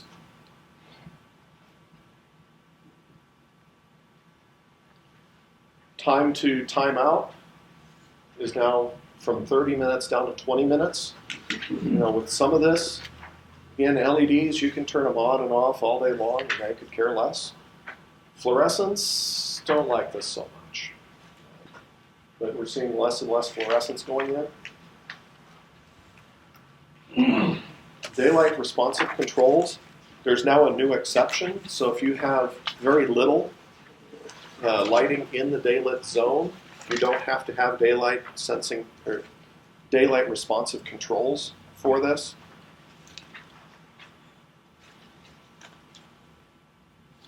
Now, another new exception is a great way to get out of daylit responsive controls being required. And that is if you reduce the lighting power by 40% in the weighted area of the daylit zone.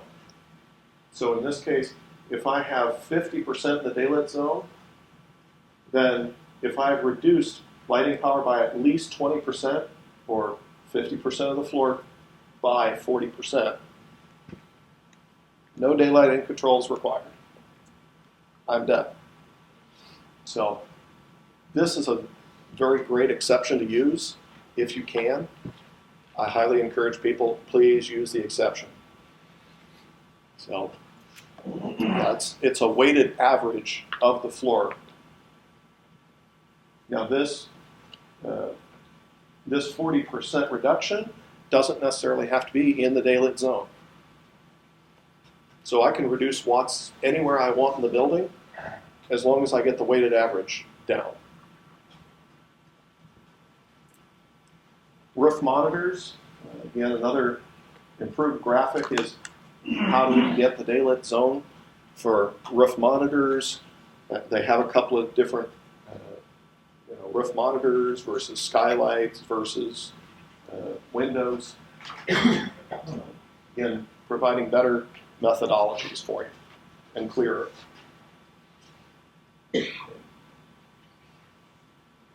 Daylighting controls had the question, can they be manual? They do not qualify. They have to be automatic daylighting controls. Now that doesn't mean you can't have a switch on the wall or a dimmer on the wall, but the daylight responsive piece must be an automatic.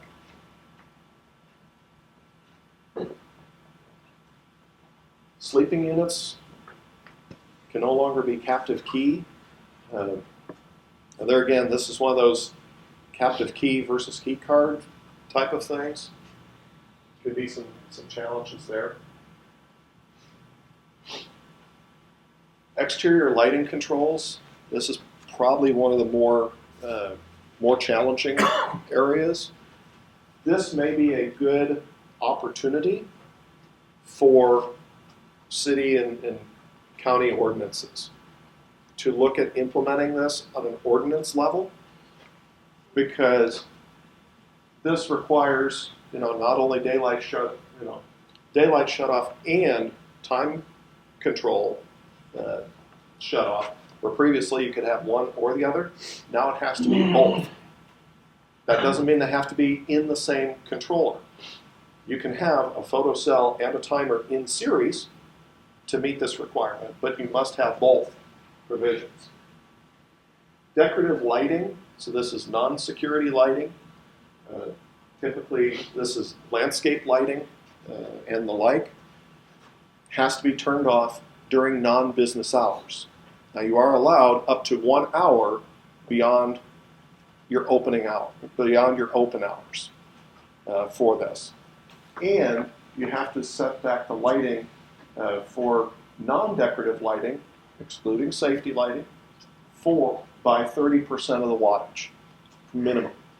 So this could be your more remote parking lot lights I'm going to turn off, and the ones close to my building I'm going to leave on. It could be dimming, any number of things. But yeah, this 30% minimum and these turning off your landscape lighting after hours, this is where I could definitely see a potential challenge between existing and new construction, where any new business has to comply, but all the existing ones, they can leave their lights on and go to town all night long.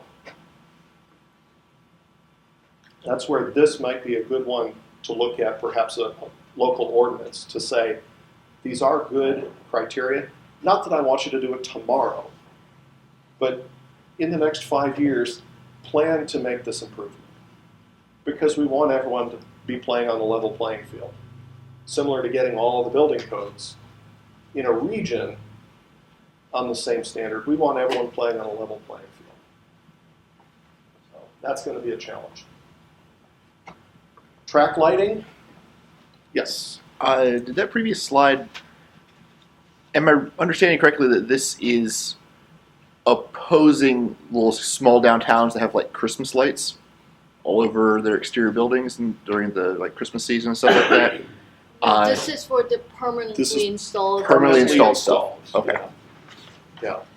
The codes cover permanently installed, which is beyond 90 days. But don't do it to the one that lights the American flag outside your building. The American, there are several exemptions for exterior lighting. Don't do that. Your American Legion will be there to talk to you. Yes, one of which is the U.S. flag. You are allowed to light it as much as you want, because it is excluded from all exterior lighting, even the lighting power calculations. Is this for retail lighting, or you've got all the pretty lighting that lights up the dresses in the dress shop, and so? This is dealing with exterior lighting. Okay. Now there are separate provisions for interior display lighting. Okay. There's separate provisions for that. Okay. So yes, this is dealing with outside of your building envelope.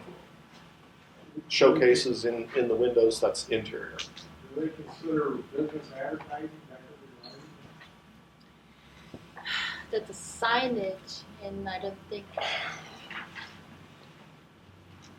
I want to say, I will have to check the code to be sure.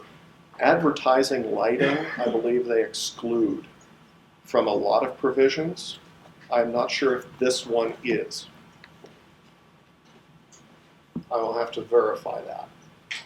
But like, I know in the lighting power calculations, advertising lighting is excluded from that calculation. But I'm not sure if it's excluded in this provision. I'll have to double check.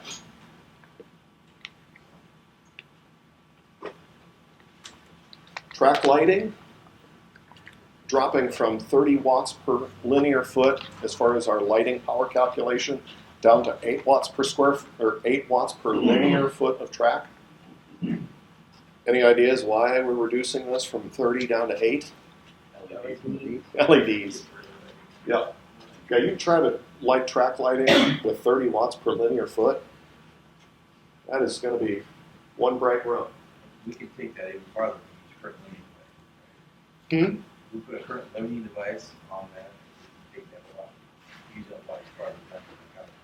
I believe there are some provisions in there that could reduce this even further, but this is the default rate as far as 8 watts per linear foot, which, you know, by that point you're getting into a more reasonable level unless you have a space that is nothing but track lighting. I'm thinking an art gallery. Reduced lighting power. Lighting's getting more and more efficient. Offices, you know, are down 0.8 roughly, 0.79 watts per square foot. Libraries is my big one. Libraries have taken a big hit, particularly from 15 to 18 was when the major change hit. So libraries are now on par with offices. Part of that, I think, is what does a modern library look like? There's fewer and fewer where it's just rows and rows and rows of books, and you see a lot more tables and desks and computers, and you know, it's modern libraries are looking more like offices and less like traditional just walls of books. So, still with 0.8, you know, fixtures now being 100 plus watts or 100 plus lumens per watt. You can get a lot of light with 0.8 of a watt. The big thing to consider is you have to use enhanced lighting. Okay. What about enhanced lighting? The one with the 8 options you have at the back of the. Oh, yes. Enhanced lighting is now 29 times that number there. Correct. Correct. Now, again, thinking back to our earlier exception for daylight harvesting, and actually I think there's also one for skylighting.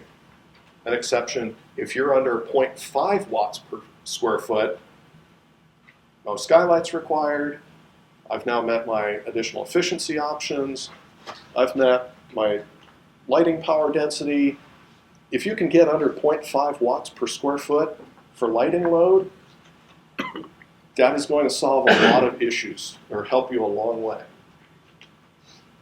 I'll grant you 0.5 watts per foot. It's a challenge. I'm not going to say it's easy to get. But exterior lighting exceptions, I believe this is where we are calculating how much exterior lighting I have. These are exceptions for what does not count. And this list is actually much longer than this. But approved, thinking back, anytime I see the word approved, it is who gets to approve? Code official. Oh, for safety considerations. Emergency lighting, exit signs, our national flag, again.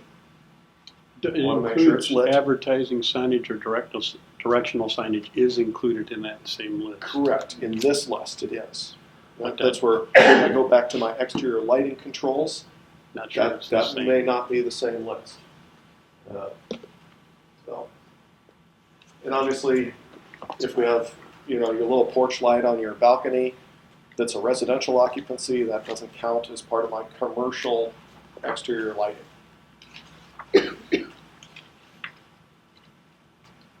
Exterior lighting, allowances have decreased as well. Again, we're making a transition from our old metal halide, high pressure sodium, over to LED. You know, that's where it's about 30% ballpark. Something I will also call out as far as this is, because I know this is in there. The 2018, for those of you that have are code officials and have the book, there is a new printing. There's a second printing. What you guys got is the first printing. There is an errata of this. There's about 6 or 7 errata or updates that have been made since this printing, where they made an error when they copied it over. And so check those errata, because this exterior lighting table is one of the ones that I know they made a mistake. Because instead of being, I believe it's like 0.2 watts per linear foot, they put 0.02 watts. So, little typo.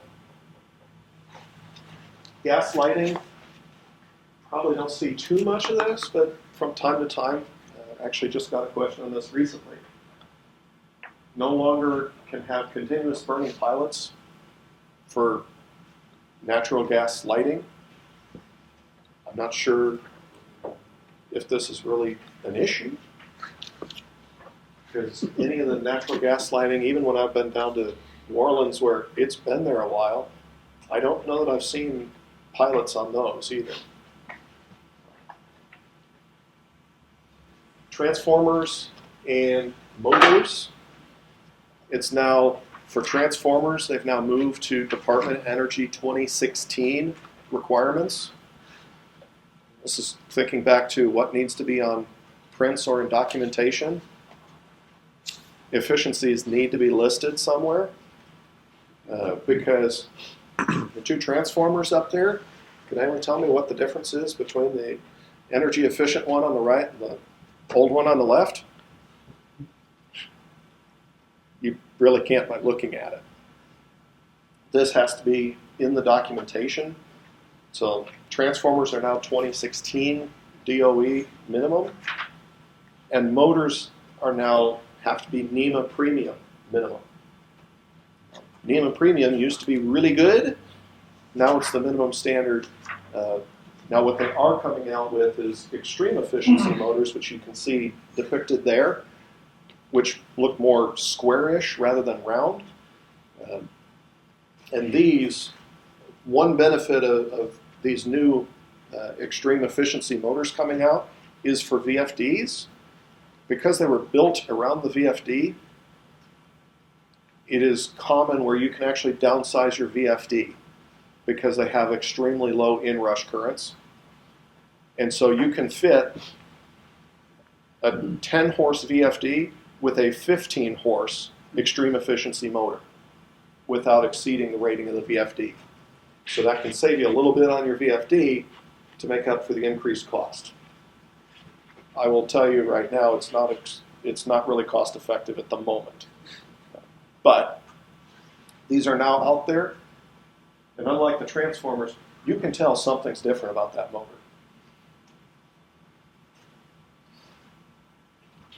Mentioned earlier about additional efficiency. I do not believe the additional efficiency requirement was anywhere in the 2012.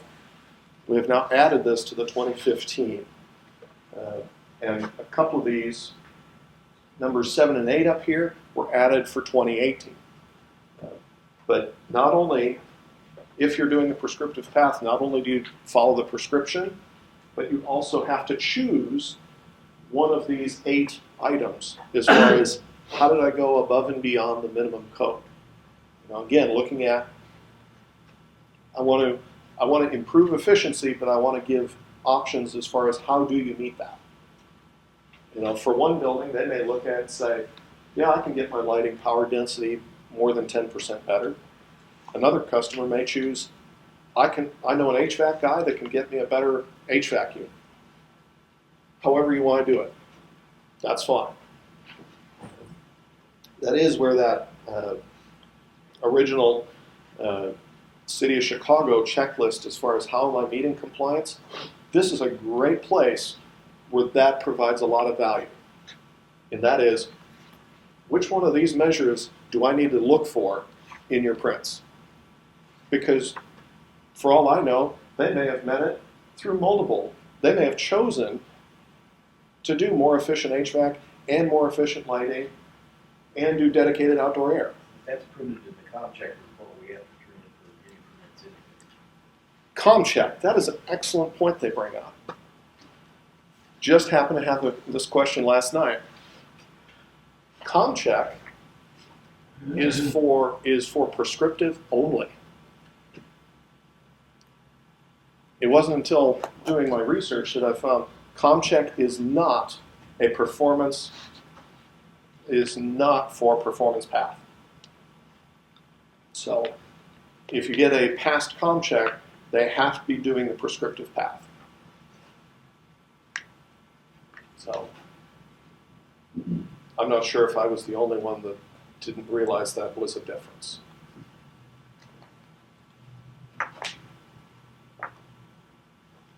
One of these that we do want to call out is reduced infiltration, because this is very uncommon. I would love to see this more done as far as building envelope sealing. For compliance for airtight envelope, you can do one of two ways.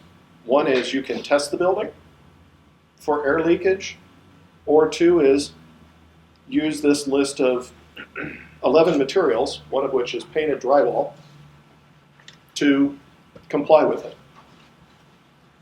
I would much rather see someone test a building than to rely on a listing of materials, purely from the standpoint of you can use all the right materials and use them wrong, but you use the materials rather than test it and show that you actually did it. And then it's a good envelope. So this one, I believe the standard is 0.4 CFM per square foot of envelope area.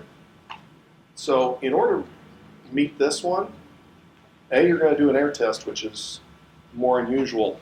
Plus going from 0.4 down to 0.25, that's going to be a pretty tight envelope that you're going to be doing.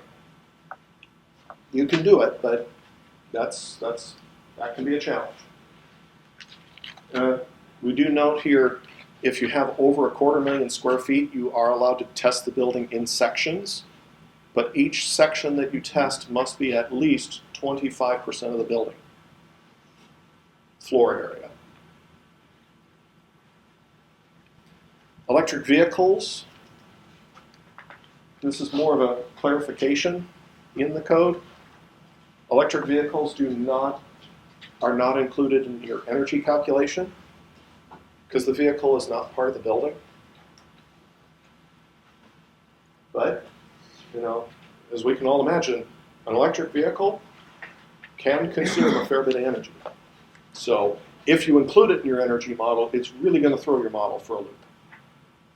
So, code says you don't have to. Renewable energy credit limits. If you're taking credit as part of your performance model for on-site renewables, that credit is limited to 5% because we don't want to end up with craziness like this, which is a solar-powered greenhouse. That doesn't make a lot of sense. So, but also have the ability, you can request the documentation for it. As far as, if they say they used, I'm going to get 5%, okay, show me some documentation that says you can actually get that you're not putting in a 5 kilowatt hour or 5 kilowatt array and saying, I can get 10,000 kilowatt hours of energy from that in this region. No. Commissioning. This requires that O&Ms be provided to the building owner, because again, if we're building high performance buildings, what we commonly see is older buildings tend to be better energy performers than newer buildings. Predominantly it's because we have so many bells and whistles that the maintenance staff doesn't know how to fix, and so then they get overridden and the building performance degrades. So this requires that regular maintenance actions for equipment, so what is your routine maintenance that you have to do, has to be clearly stated on a readily visible label. And the label has to include where in here you go look for it, the actual step-by-step information. So it can say on the air handler, change the belts. Book number 80, section 3. So you have to tell me, if you tell me to go change the belts, I need to know where to go find it. So, commissioning report. Obviously, we need functional performance testing, and then that has to be provided to the code official. How are you going to verify that the system is actually working the way it is? A new chapter, this came out in 2015, which is very useful. Existing buildings. Because most of the building renovation, most of the permits that we get are probably going to be for existing buildings and not renovation, and not new construction. So this is a whole new chapter. So an important item that I will call out in here is renovations or alterations don't require any unaltered portions of the building or building systems to be in compliance. So if you are doing a roof, that doesn't require you to touch the parapet wall and the like. So it's only whatever you are altering or changing or adding has to be in compliance. So if you get a new air conditioner, just a new rooftop unit, you don't have to touch the ductwork, but that new rooftop unit needs to have the controls and the efficiency of a new unit. A couple of caveats, and that is if you have a change in space conditioning, which is going from low energy building to a standard building, then you may have to touch that envelope unless you can fit within that 110% of your allowed energy. So what this allows you to do is say, I built a building that's almost as good as the new building, but it's not quite. The code says close enough. I'm not going to make you tear open the whole wall just to get me that last 10%. If you have old buildings and they already have excess fenestration, which is over 30% of the wall area, you are allowed to maintain that. So if you change out this window, you can change that as long as the new window meets the current standard as far as efficiency, but you can't increase the window area. So as long as it's in the same opening, it's fine. So, other questions on the commercial side of the house here? Yes. Is there anything that you know of that happens with vestibules? Right? I mean, this code says thou shalt have a vestibule. The accessibility codes tell us that we've got to be able to have automated operators. Okay. And so usually what happens is we end up without a vestibule because somebody wheels in or walks in and both doors are open at the same time.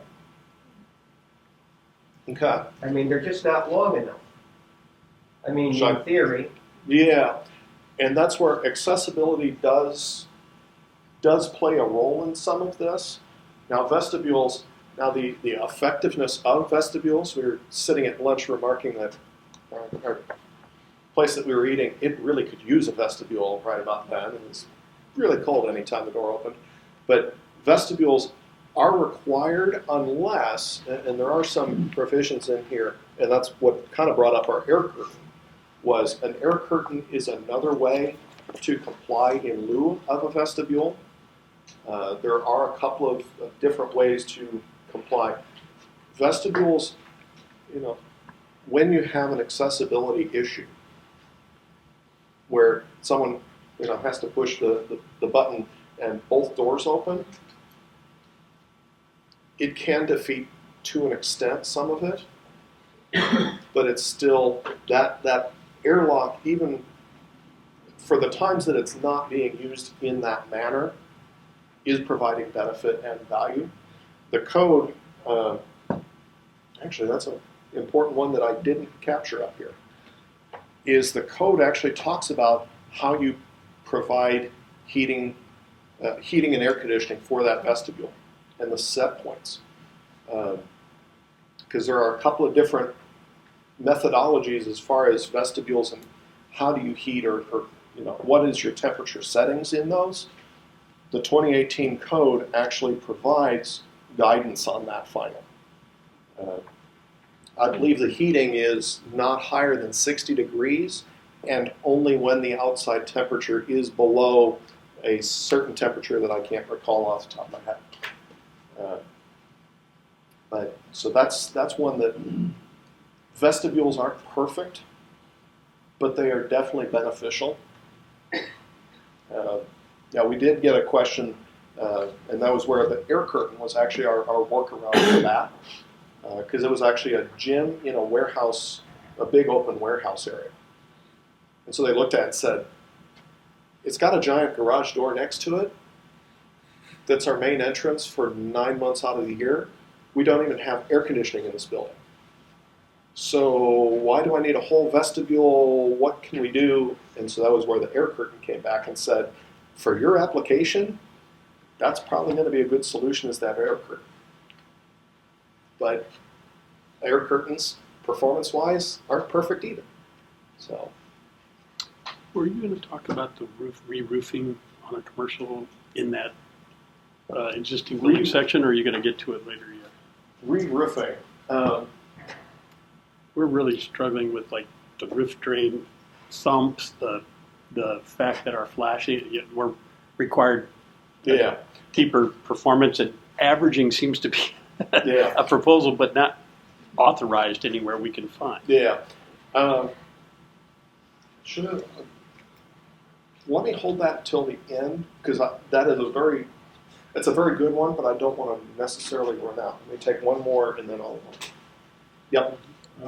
This under slab insulation, that's a 2018 requirement? Yes. Is there any exceptions for a warehouse where I have Hvac storage or forklift traffic? That would likely end up being, there is not a specific exception for warehouses, but that's where this low energy building could play a role in that. And again, what they're trying to do is provide that thermal break between the slab, because if it's a heated slab, because commonly in warehouses we'll see infrared overhead in lieu of a heated slab. But if you're using geothermal, you're basically doing this perimeter. Yeah. So before March 1st. Piece of insulation. Well, again, that insulation is under your concrete slab. It's again. There's definitely some challenges here. Had one recently that was a freezer warehouse, and so what we ended up saying is, talk to your code official, but our opinion, we're not the final say. Our opinion for that, because it was a freezer warehouse, was because they actually heat the under slab, they're not heating the upper slab. Was we said the insulation for your warehouse actually goes on top of the under slab. because you're trying to thermal break the other direction. So it was an inverted, weird thing. But yeah, The other warehouses. issues that we always run into is a perimeter insulation of overhead doors. That we are still trying to find a good solution for.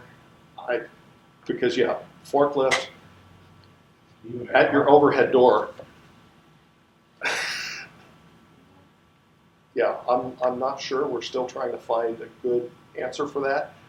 I don't know if anyone else has come up with a good solution for that at the overhead doors for the truck docks.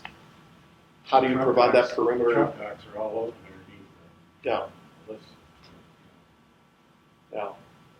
Dock boards too. I mean, air just runs right through there. I don't think that either. Yeah. Again, we're definitely not. The codes are not perfect by any means, and again, that's part of the. I think that's part of the reason why they went back to updating that approved is allowing the code enforcement official to say, have you done the best you can with what you have? Sometimes it's not perfect. The slab insulation is only required for a heated slab. Heated slabs. So if I'm putting heat in the floor. You still have the perimeter issue. Heat in the Yeah. floor slab. Right. That would be a heated slab. A heated floor slab is a heated slab. Yeah, that's what I mean. Yes. And so if we're heating the warehouse with unit heaters or Any other method? or air You handling don't- units, It's only the perimeter that needs it's only the insulation. perimeter. You don't have to have under It's still the perimeter. Yep. That's Yeah. what you're getting at. It's still the perimeter. Yeah. Perimeter. So, as far as residential, sorry to kind of plow forward here. I want to make sure that I can finish on time here. Construction documents. This isn't a change. This was in the previous codes, but it was just in a paragraph listing. They've now enumerated it for you and called it out, rather than being this little paragraph of these following locations. They just gave it to you in a list form. But it's a lot easier to see and send it to your design professional if they miss something and don't label something. Send it back and say, here's the code section, please follow. Inspections.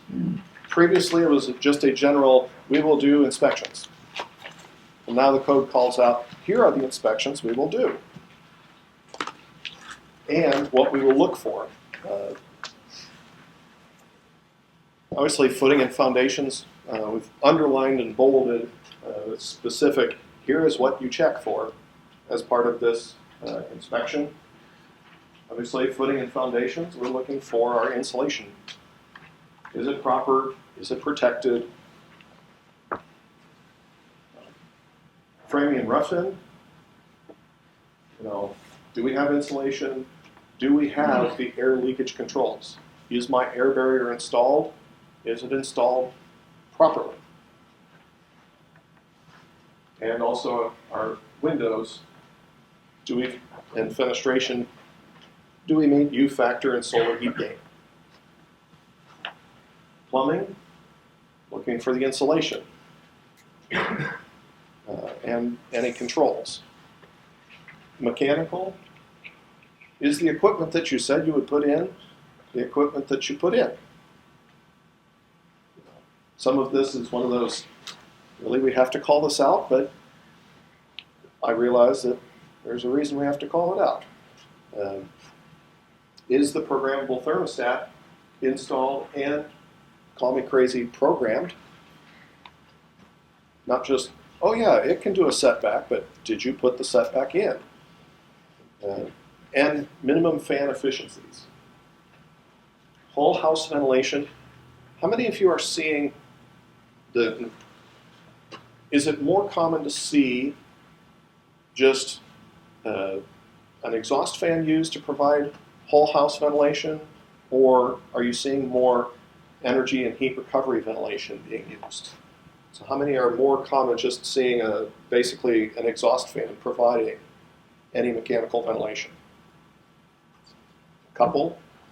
Heating and heating and energy recovery ventilators? Not many. So this is something mechanically, this is kind of new to the housing industry, I think, is we have had heating and air conditioning in residential. Ventilation has kind of been excluded. I think part of that is the commercial side jumped real on it because they saw, hey, if I tighten up my building, I save energy and I have more productive people, which saves me more money. And so they tightened up their building and forgot to ventilate. Now residential, now that they have tightened the build, we are now having to tighten these buildings, saying, oh yeah, we have to ventilate. So. And then final inspection, is everything there and functioning correctly? And this is where the lighting gets checked. Is, do you have your high efficacy lamps and fixtures? Residential certificate, this is not a new provision, but it calls out, here's what the permanent label shall include. Typically we see this mounted somewhere on or near the electrical panel and looks something like this.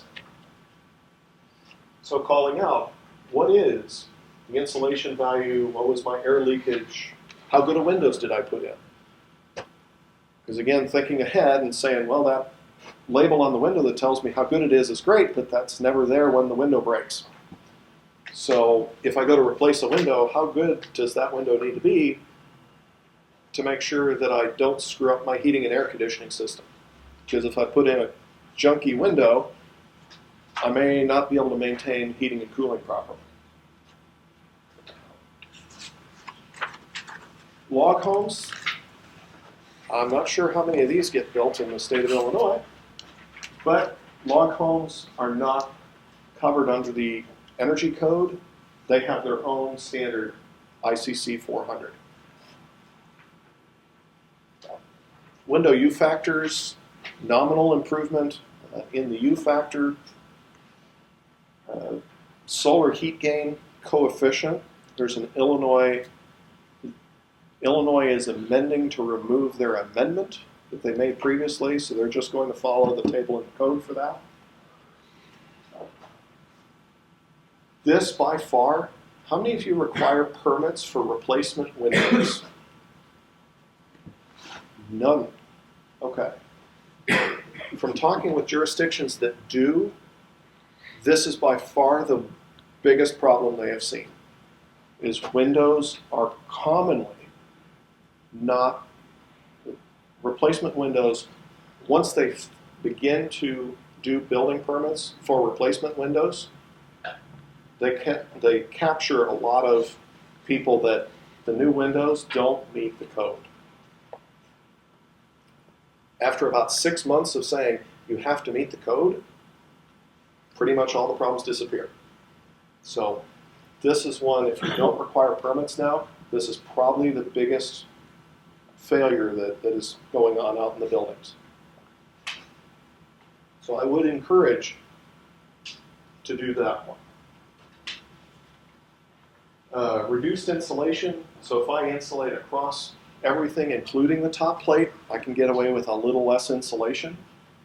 Because again, I'm getting better performance because I don't have as much of a thermal bridge occurring at that corner.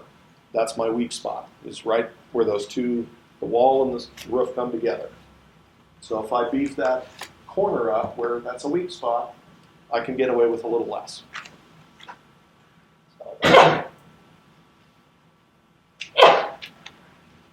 This is a new exception for access doors. So this is new to the code since 2012. So vertical doors between conditioned and unconditioned space. Access doors like this into a little attic knee wall. That can meet the fenestration table now. Prior to that, it had to meet the full rating of that wall. So that's a little bit of a nice thing, is I don't have to order a custom-made door to get enough insulation in it. new provision for structural sheathing. So if you don't sheet the entire outside of the house and only do it in certain sections, you can actually reduce the insulation value a little bit. I believe a maximum of R5. Maybe it's an R3. You can reduce the insulation a little bit wherever the structural sheathing is, if you're trying to get a continuous plane. So prior to that, you had to have at least the full thickness, and so you'd end up having to you would end up requiring over-insulating wherever the sheathing was not. So. Floor insulation, there's a new exception. Previously, the insulation had to make contact with the bottom surface.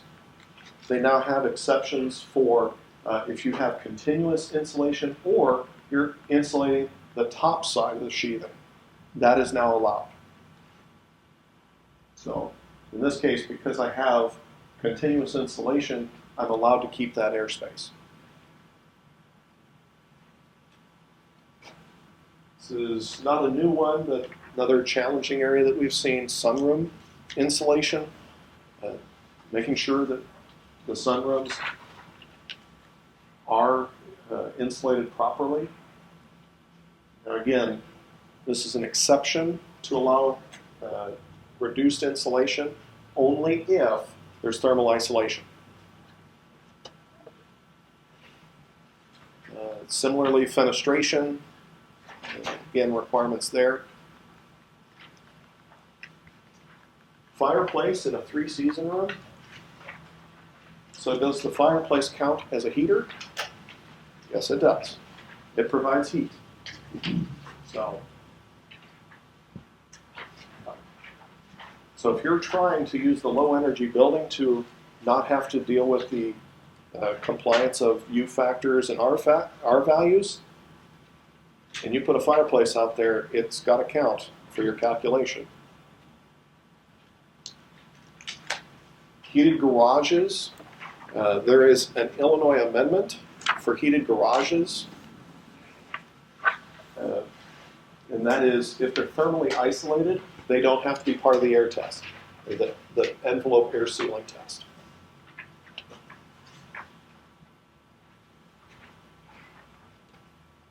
Roof insulation, this one's a little bit tricky because residential and commercial are different. Commercial has provisions for continuous insulation above the roof deck. Residential does not. So in commercial, I noted earlier, the new standard is an R30. For residential, R49.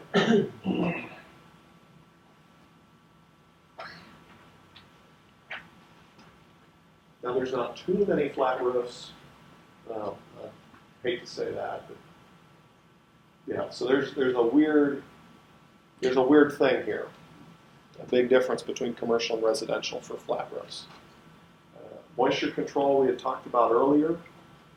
So yeah, if you have a building code older than 2009, or 2006 or older, you could have a challenge with moisture control. Air barrier and insulation. This is by far a big useful table for residential. Anytime we find problems with residential, particularly with mold, this table is where the violation occurred somewhere. Because this table calls out the insulation and air barrier criteria.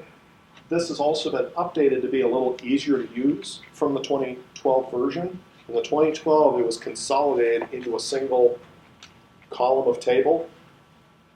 Now in the later versions, it's now two separate columns, one for the air barrier and one for the insulation.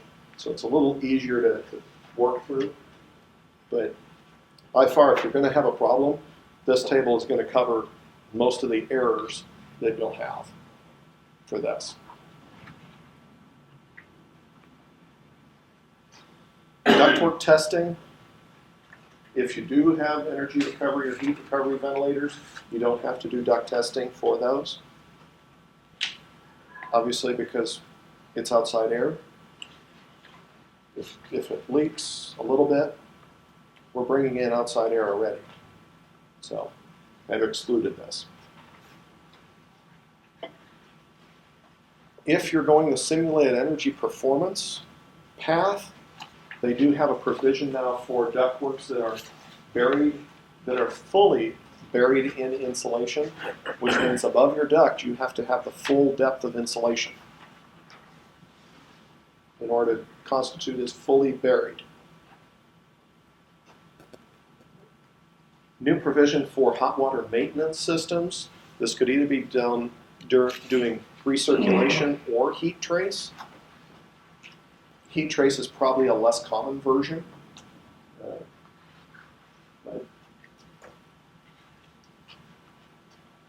Drain water heat recovery regulation. How many of you have actually seen this installed before? No. Okay. Isn't it a no-no with the Illinois plumbing code? That was my understanding. I'm no expert, but I thought the Illinois plumbing code kind of pushed back against that somehow. Okay, so that's good to know that. So this requires a specific approval in order to get it. Okay. Like to adjust it to width. Okay. Interesting. Yeah, that's some of these. Then anytime Even again, for continuous stormwater reuse. Like Okay. if we put a cistern in off of something for it to be reused for either flushing fixtures or irrigation. Okay. Right. I like the idea behind this, but as far as practicality, yeah, I've yet to see it installed. Minimum fan efficiency on heat recovery and energy recovery ventilators. These are probably more of a high-end product, so fan efficiency is probably not going to be a big issue. But they do set out a minimum standard now. Ducts in conditioned space for your model. How do you know if your ducts are in conditioned space or not? Obviously, if they're inside the air barrier, they're in the conditioned space. Or, again, going back to that fully buried, if they're buried in the insulation and the air handler is within the barrier, and low duct leakage, normal duct leakage allowed is 3 CFM. This is 1.5, so low duct leakage and the full depth of insulation above the duct. So if you meet all those criteria, then you can model that as though it's in the conditioned space. Equipment sizing, this isn't necessarily a new thing, but making sure that we're doing a manual J or other approved methodology. So, I don't know, how many of you are seeing manual J calculations being done now? Not really. What are you seeing more common? Are you seeing any calculations being done? Okay. This is required. They have to do low calcs for residential. Because otherwise, how do you know you put in the right size unit? Other than stand across the street and that's about a 3. Well, my thumb doesn't quite cover it.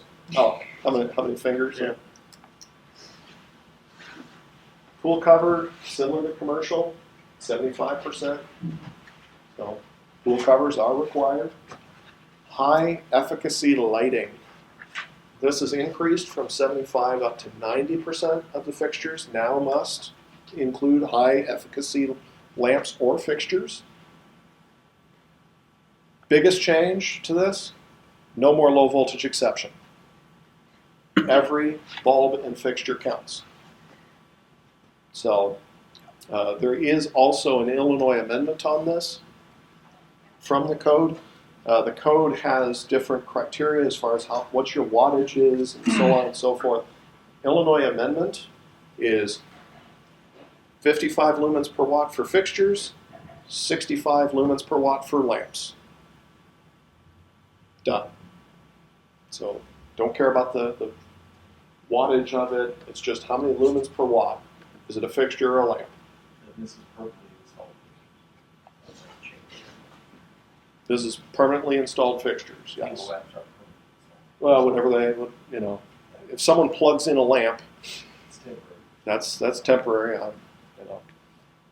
So this is one, and really, you know, 65 lumens per watt for a bulb. Most everything's going to LED because I hate changing bulbs anyway. 90%, that's pretty much everything. Except for, you know, you can have a few accent pieces. Ventilation. Ventilation must be included in an energy model now. So if you are not doing heat recovery or energy recovery, that better be in the model if you're doing a model. So this is for the performance path. If you're doing modeling for multifamily, they now allow batch samples. So if I have two units that are right next to each other, basically face the same way, they're, for all practical purposes, identical units, I only have to run one model, I don't have to run two. Some of this kind of makes a little bit of sense why it's like, okay, I can just run a copy for you if you... So that's where the good tradesmen work? Hmm? That's where the good tradesmen work? Exactly. We know that they will build those literally identical. But this is for your energy model. Just saying, I don't have to literally build two models for them. Now, both units have to comply with whatever I modeled, but I can use the same model for both of them, rather than having to run two identical models.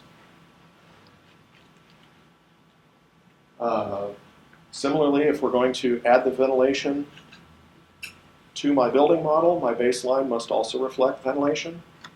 Again, we're trying to make sure that the baseline and my as-built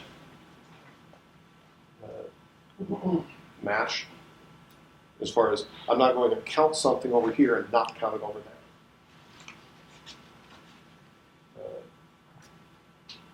Energy rating reference changed from 2006 IECC over to the ResNet IECC standard. And again, similar to commercial, electric vehicle charging is not part of my model because the vehicle is not part of my building. There's been a big increase in this table from 2015 to 2018, and also the energy rating index is now allowed by default. So previously, the code official had to approve if you were going to use this path. Now it's allowed regardless. But this is an energy rating index score, which is a little different than the previous PERS rating, 62 and 61. So this is partially trying to drive people to use the ICC standard. But I don't think we've really seen too much of this going on in the state. Previously, yeah, we listed the softwares that were allowed for this in the code. They took that out, just said, as long as it meets the standard, we're done. Similar to commercial, they've added residential, Chapter 5 existing. Fenestration is a little different for residential. And this is allowing for the weighted area average to be used for compliance. So if you want to have a decorative stained glass window, you can do that as long as you make up for it somewhere else in the windows. So, let's see here. Insulation.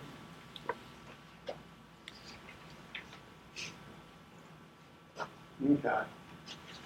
So this is, okay, if you expose a wall cavity, say if you expose the wall cavity, You have to fill the cavity or meet the minimum code, whichever is less. So you could meet, if you've got a 2x4 wall and you open it up, go ahead and insulate it, because that's the cheapest time you are going to get to insulate that. And you've made it accessible, just do it. So the code now calls that out. So this is a provision to say, if you expose a 2x4 wall and you can't put an R20 in it, as long as you fill the cavity, we're good. We're not going to make you fur that wall out to give me the R20. A couple of other Illinois amendments that we'll touch on.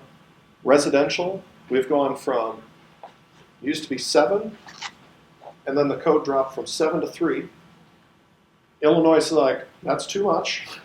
We're going to go to 5. Now we're going to go to 4. And the anticipation is for the 2021 code cycle, we will eliminate the amendment and go to 3. So that's kind of where we are progressing forward.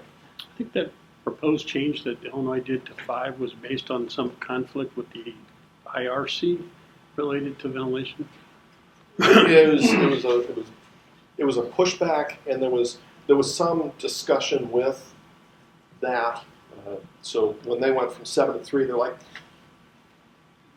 let's step it. Let's go to 5. And so that's where this time they're like, okay, now we've gotten to 5. People are not used to this. It's not uncommon that we see builders being able to achieve 3, but let's work our way into it. We're not just going to drop it. So yes, now it's going down to 4 ACH. Next time we expect it'll go to 3.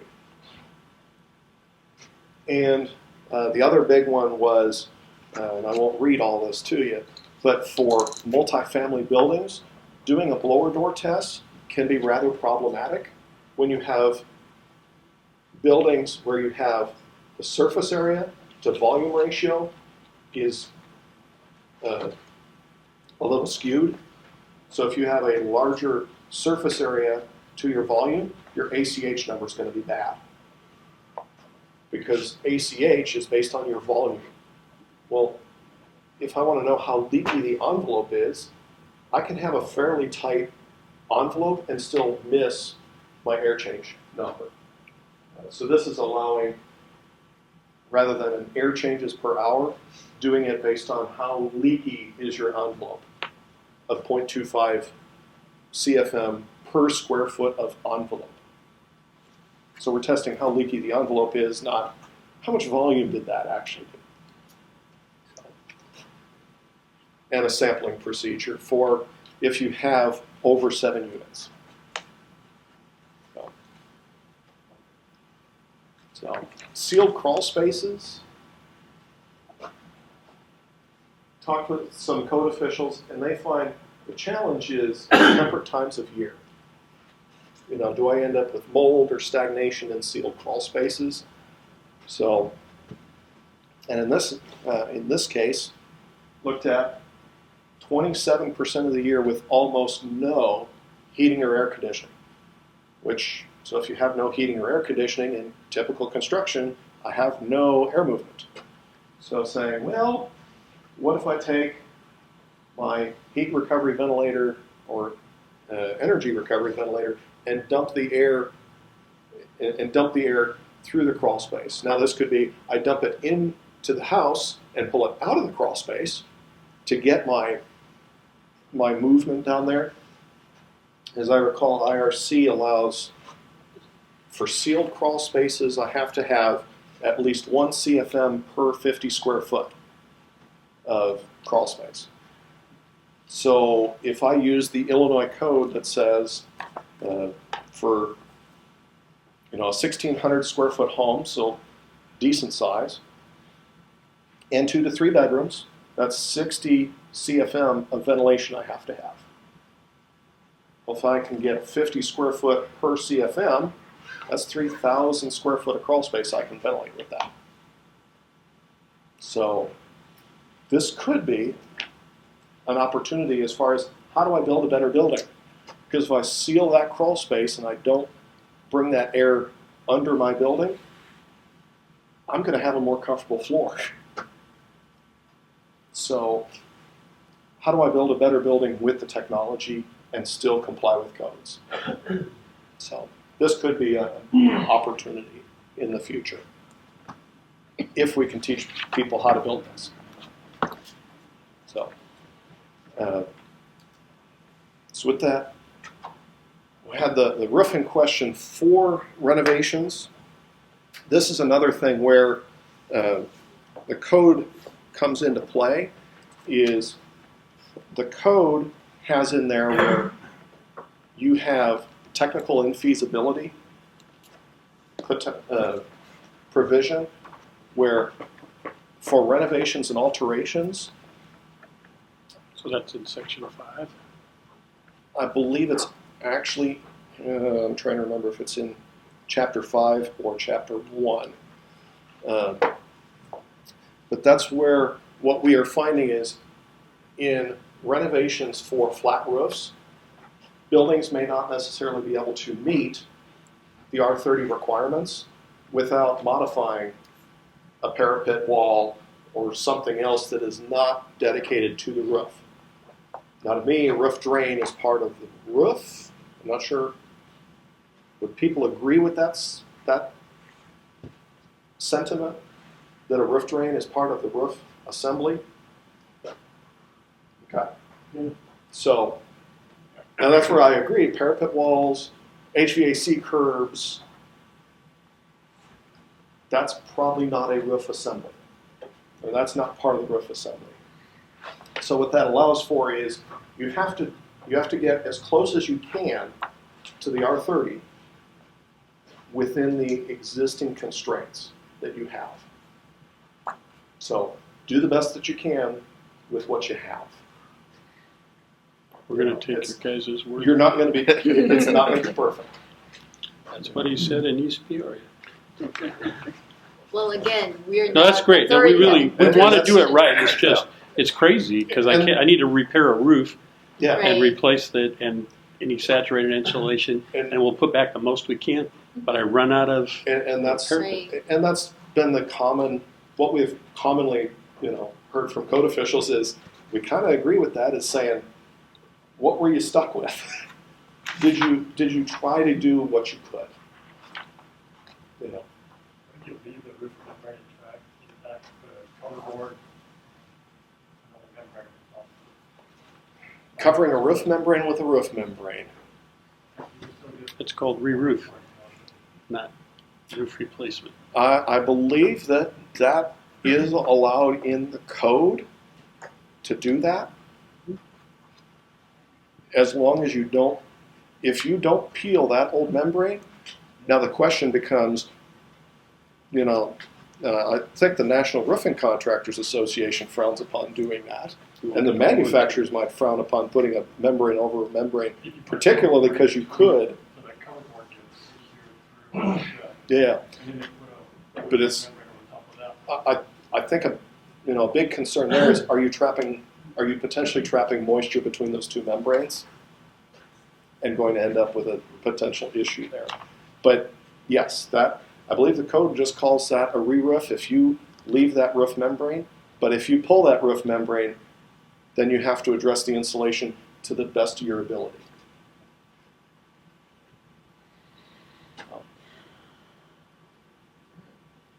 Other questions you guys have? A couple of minutes over, but if you guys do think of anything later, feel free to reach out to us. Our email, energycode@sedac.org. And we are here to help you guys, building owners, whoever. We cover anyone in the state.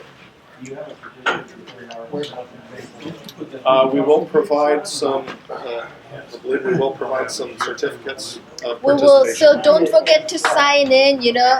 Outside. If you don't see your name, just write it in. So we will send you the certificate for today's training. Thank you, everyone.